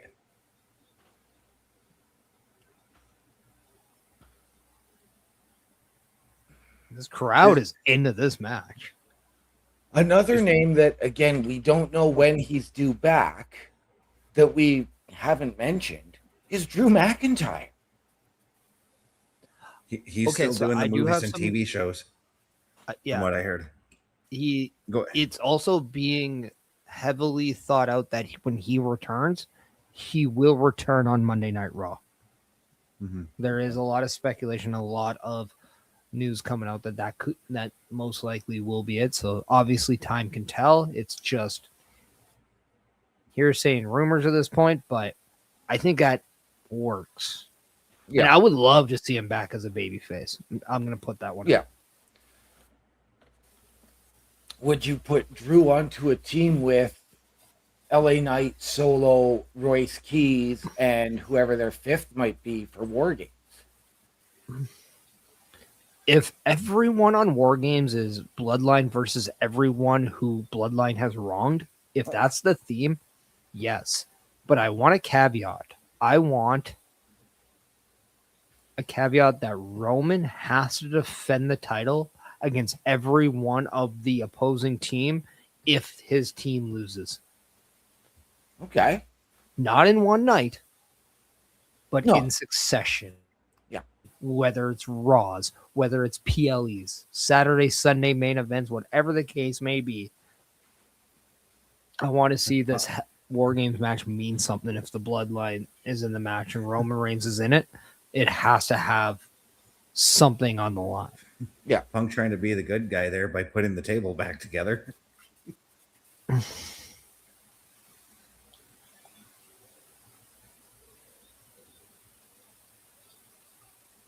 Ooh, that was interesting. Yeah. I That's like gonna- that. Yeah.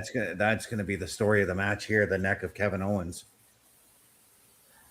But what I like too is obviously when you go for the stunner, you do bring your neck up like that, which is Yep. in primal position of a neck breaker. And CM Punk obviously knew that, which I think is very ironic. CM Punk's always wanted a match with Stone Cold Steve Austin. That never happened.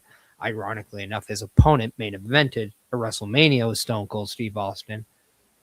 Now is in a position to wrestle someone who also does a Stone Cold Stunner. Yeah. I just find the dynamic really intriguing. Yeah.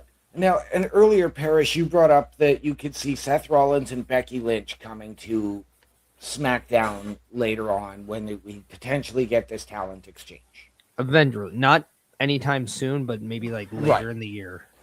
Yeah, no, and that's. Do we need to go back and have Seth Rollins versus CM Punk on SmackDown, or should that story be pushed to the side and built later?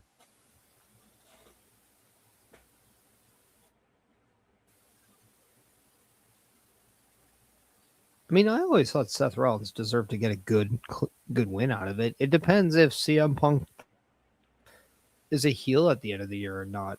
I think it's very interesting on the direction of CM Punk right now. Right.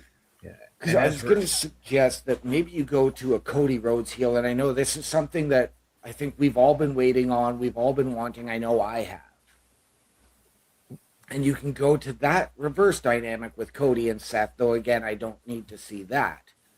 But maybe that's where you have Punk say, I need some help. Maybe my biggest rival will help, because he's got a history with Cody as well. I like how Punk just keeps going back to the neck here. And I can't remember right offhand. The Anaconda Vice does attack the neck area, correct? It stretches the neck. So yeah, like it does put strain on the neck. Yeah. But it is a choke kind of in a way. So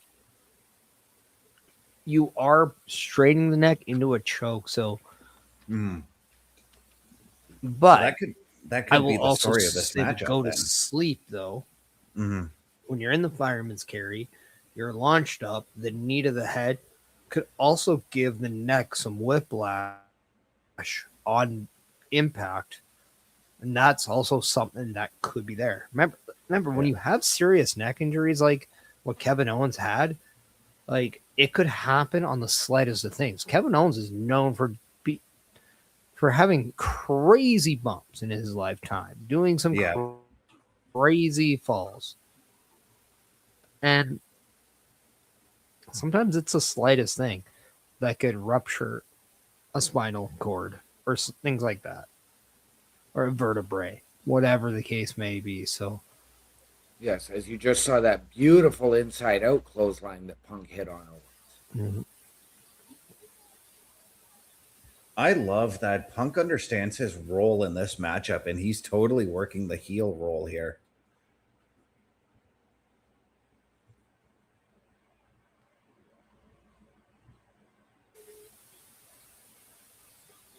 That's what I think makes Punk so good, is his understanding when to be adaptable in situations. Yeah. I think the obvious is that when you have this babyface versus babyface dynamic and you go to Canada, the Canadian is most likely going to be heavily favored by the audience. Yeah. Mm-hmm. And yes, I know that there is a TV audience out there. And you have to understand that the TV audience is way larger than your in-house audience. But you have to play both sides. And there's probably a lot of people, whether they're in the venue or they're watching like we are, they're probably cheering Kevin Owens too in this scenario, because Kevin Owens provides you a different feeling than CM Punk can. And that is more of that natural likability. Yeah, because it is easy to, even just watching at home, get sucked into what the crowd is doing. And as you can see and hear, the crowd is definitely behind Kevin Owens in this situation. But again, in this situation, and we're touching on it, you're seeing both men be adaptable. We've seen both men now use heel tactics in this match. Both men tried to get right at each other.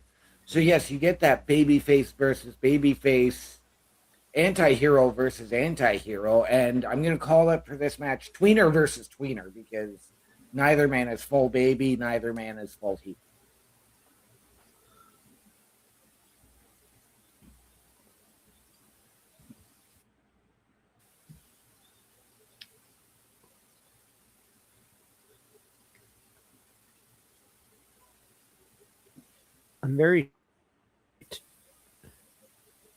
I have to ask both of you right now. Who do you like more? Whether it's right now or just overall, is it Kevin Owens or CM Punk?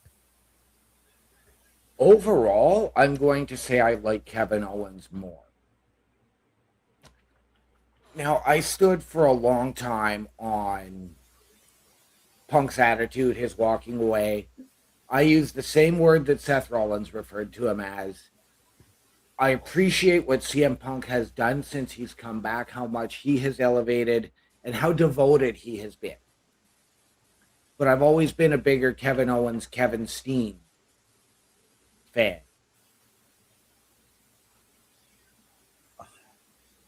That's like Sophie's choice for me right now. I'm an equal fan of both men, but the Canadian in me is saying, yeah, Kevin Owens. Well, I asked that because as we all are Canadian, we do have that wanting to always root for our guy. Yeah. That's just a Canadian thing to do. Yeah.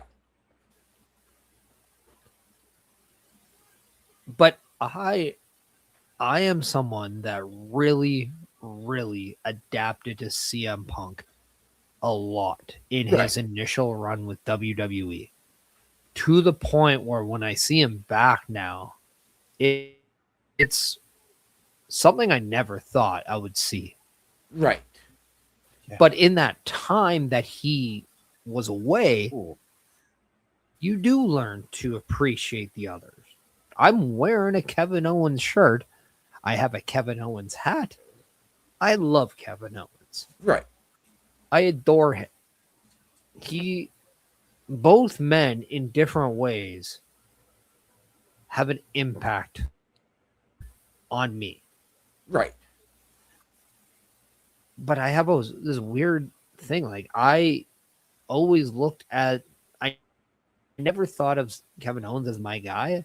I had CM Punk once pegged as my guy. Right. But I just think right now the time is to give Kevin Owens the opportunity to run the show as champion. And I think the one thing I can appreciate CM Punk in this reign, whether it's as champion or just this chapter of him coming back to WWE, he has put over a lot of people, whether it's through a loss or just from a good match. Yeah. He has made a lot of people look good. I will not dispute that. And I agree with you on saying I'd love to see Kevin Owens get that opportunity, because it's been 10 years since he's had the title, as he referred to last week.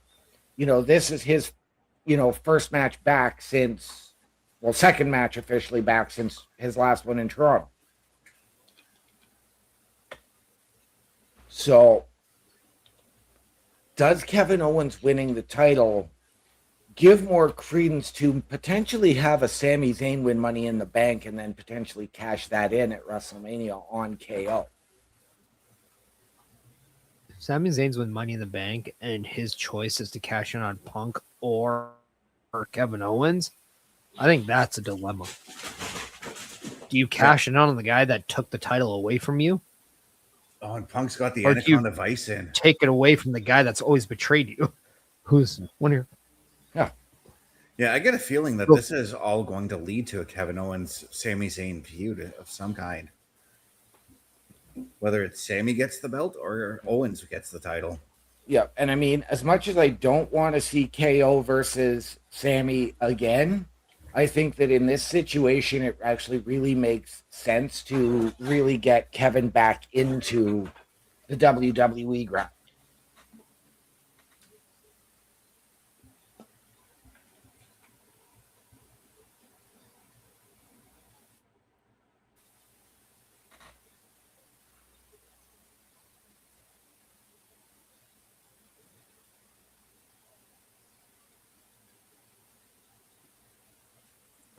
When Owen Punk just teeing off on that neck right now.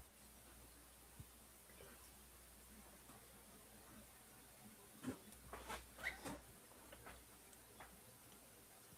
think Punk might be looking to put Kevin Owens to sleep here.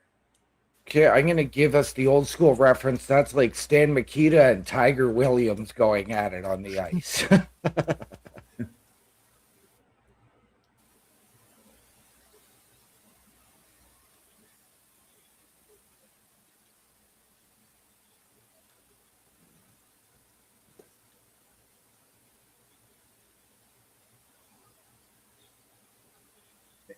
And of course, because we're in Canada, the sharpshooter.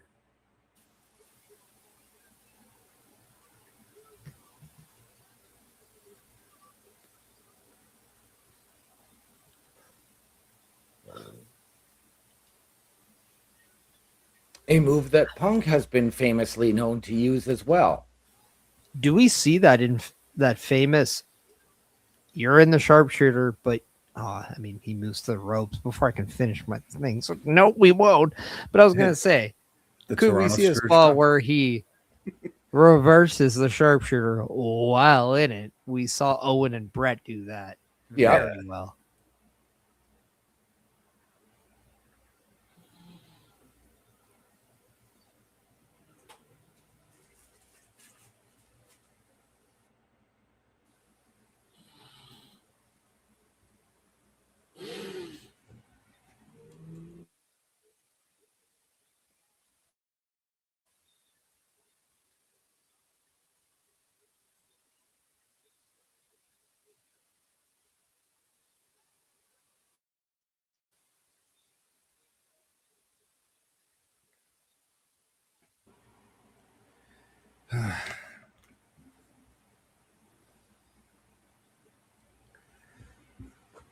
Okay, I missed what happened to the official.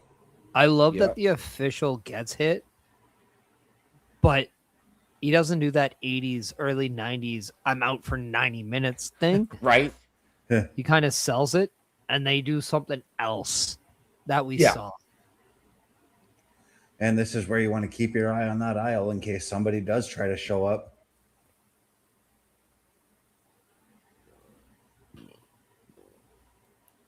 And I love that Wade Barrett's in the background and there's no table and he's just holding his iPad. Like, right. Yeah. Now, if somebody does get involved, Kevin Owens signaled for somebody. Has to be Sami Zayn. I was going to say it's going to be he's calling for another ref.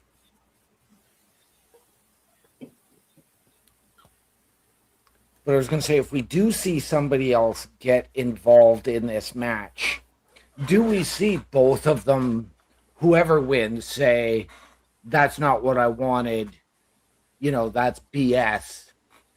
So, yeah, I'm going to give you that match again. I love that we've, in this match, had a one-up almost the entire time. We've seen Kevin Owens get beaten after the ref has told CM Punk to back off, and then he does it to CM Punk later. Oh, there's Sammy.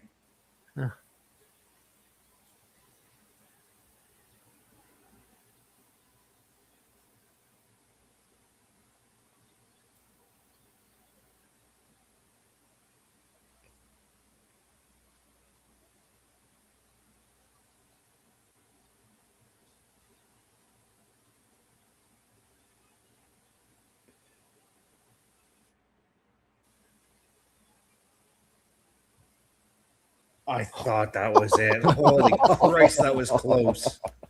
Right?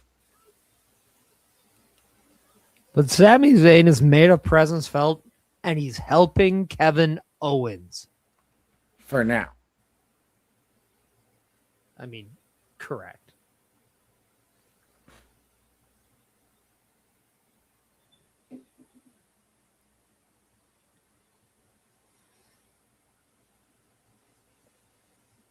And I was going to say, well, Owens wasn't aware that Sammy was at ringside till just now.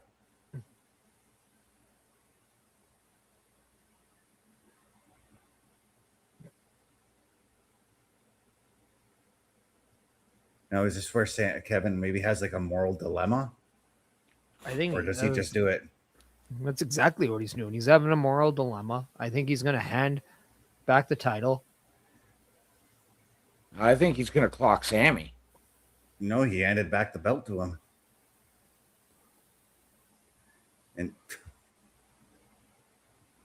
And there's where I think our Sammy KO feud starts.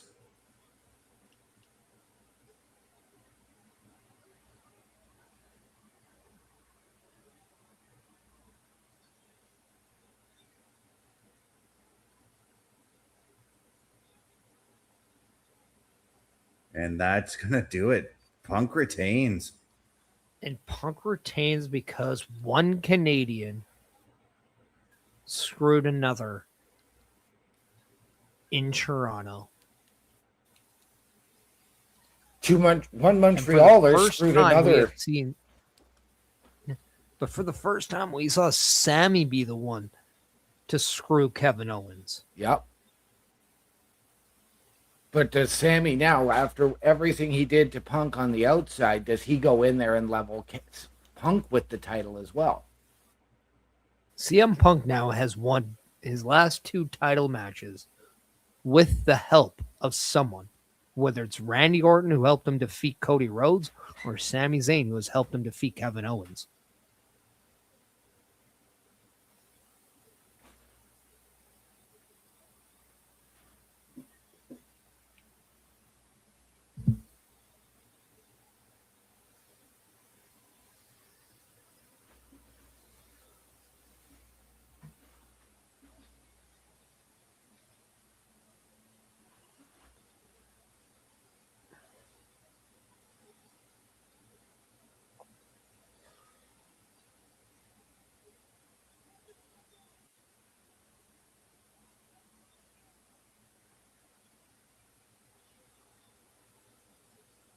Man. I can't imagine being hit with that title feels good in any way. Right?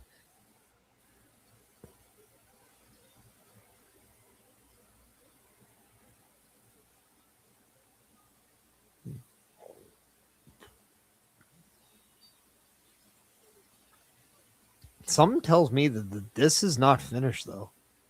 No. No,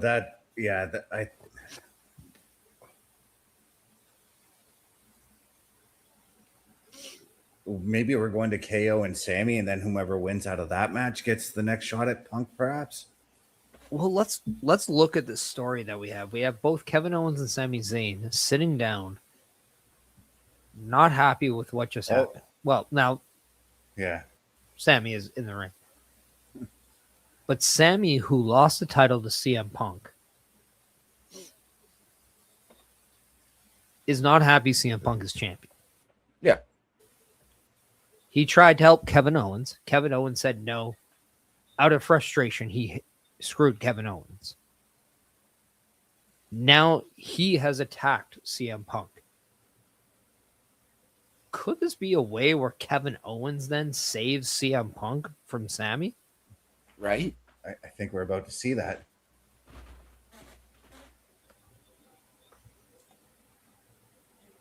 Maybe not. Maybe not. Well, he attempted to. He did. KO attempting to do the right thing.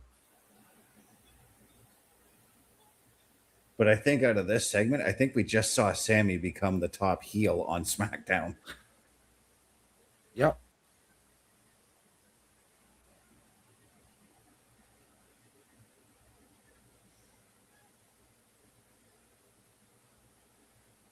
We're seeing a Canadian get booed heavily in Canada. Right. This is the best way. This was the best way to solidify Sammy as a heel. Yeah.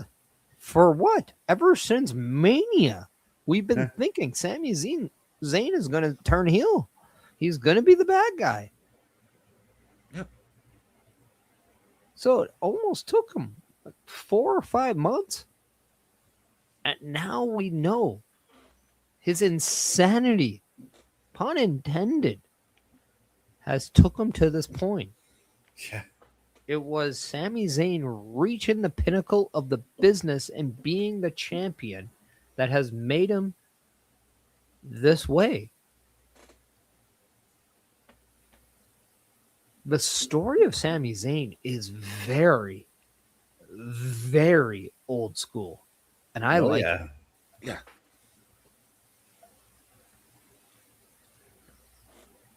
Yeah, he's become one of those heels that were like, okay, we know he's a bad guy, but he's right.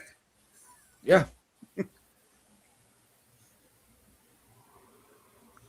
All he did was follow the advice that Randy Orton and Cody Rhodes gave him and said, you've got to be a little bit more selfish when the opportunity arises.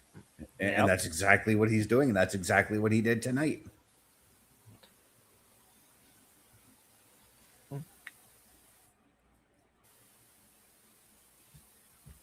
But as we've seen the end of SmackDown, we have to say what were our takeaways.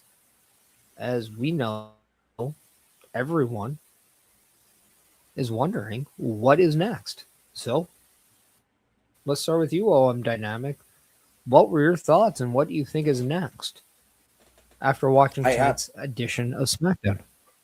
I absolutely loved this show. I think really perhaps the biggest lull, even though there was a lot built out of it, was Baron Corbin and Trick Williams. But I'm going to go with, I believe we're going to get a little yachty turn on Trick at Sunday night's main event. But what a main event and what a story that was told throughout all of this. So, I mean, SmackDown for me has been a better program in terms of the creative direction for the last couple of months than Monday Night Raw. And I just need them to keep it up. Okay. Mr. Best, over to you. For me, I don't think there really was any lull. Everything about the show flowed nicely. There was a lot of entertaining moments, but that main event match between Punk and KO, that was definitely the match of the night for me. There's a lot of things that I'm looking forward more to. I'm looking forward to this Blake Monroe Julia feud because that's going to be a feud. That's a guarantee because we know now Julia probably will want to get her revenge on based on what Blake Monroe did to her. Not to mention in that world title scene, now we got Sami Zayn like demanding that he be put in that title spot after what he had done there. I can't wait for next week, and I can't wait to see how this all unfolds. But you, Parrish, what did you think? I'm very invested in the women's division right now. We've seen multiple 3-on-3s, whether it's Fatal Influence against the trio of Chelsea, Tiffany, and then Paige. Or, we're seeing B-Fab, Meechin, and Jade Cargill, obviously against Tatum Paxley, Charlotte, and Alexa Bliss. We have to factor in our Lash legend, Nia Jax, and even Nikki Bella in this thing. And then, yes, we have Julia and Blake Monroe. That's obviously not finished. Could that match then be added to Sunday night's main event or a future episode of SmackDown? That's why we watch. We'll find out in due time. But I just think there's so much going on in the women's division that it's definitely a driving force of SmackDown. Sami Zayn made it clear his intentions. He tried to help Kevin Owens. Kevin Owens said no, so he took things into his hand. In his world, he's still the hero.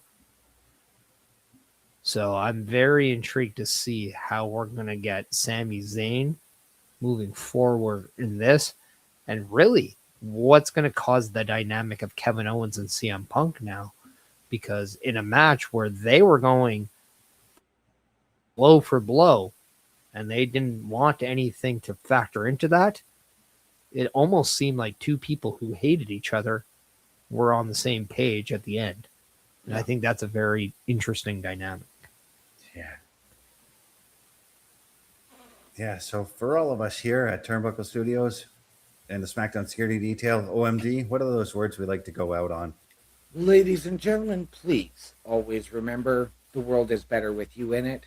From all of us here at the SmackDown Security Detail and Turnbuckle Studios, to those of you out there wherever you are, good night, good luck, we out. Lights go down, the sirens sound. You know what time it is. Detail. You know what time it is.